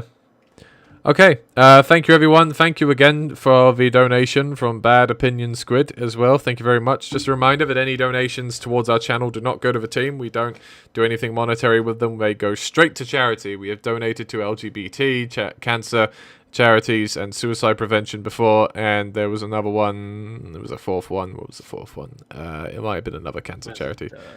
Forever Project, I think. That's the LGBT one, right? Didn't I say that? Suicide prevention? Yeah. Or no, LGBT, yeah. We donated to 4 charities. Good news. And that's powered by you guys watching our videos or streams, etc. So thank you very much for putting up with the ads and all that kind of thing. YouTube would put ads on our videos anyway. This way we get to make the world a slightly better place whilst we're making cool mods. Yeah, okay. I'll just do one more plug before we end the stream and say that we are still looking for cool people to come and join us and help make more stuff like this. The primary roles we're looking for are blockout level designers or portal level designer to help us with Triumph. And also any organics artists to help us push forward with Division 4 organics and beyond, and also lastly hard surface artists, which we always have room for on the team. You can add me on Discord at Kralik. I'll type it in the chat so that you know who to add. That's Kralik. No, I spelt my own name wrong. Alright, here we go. Kralik, there you go. Add that guy if you want to talk about joining the team, and in the meantime, we'll see you guys tomorrow for the part 2 of the stream. Thank you, everyone. Until then.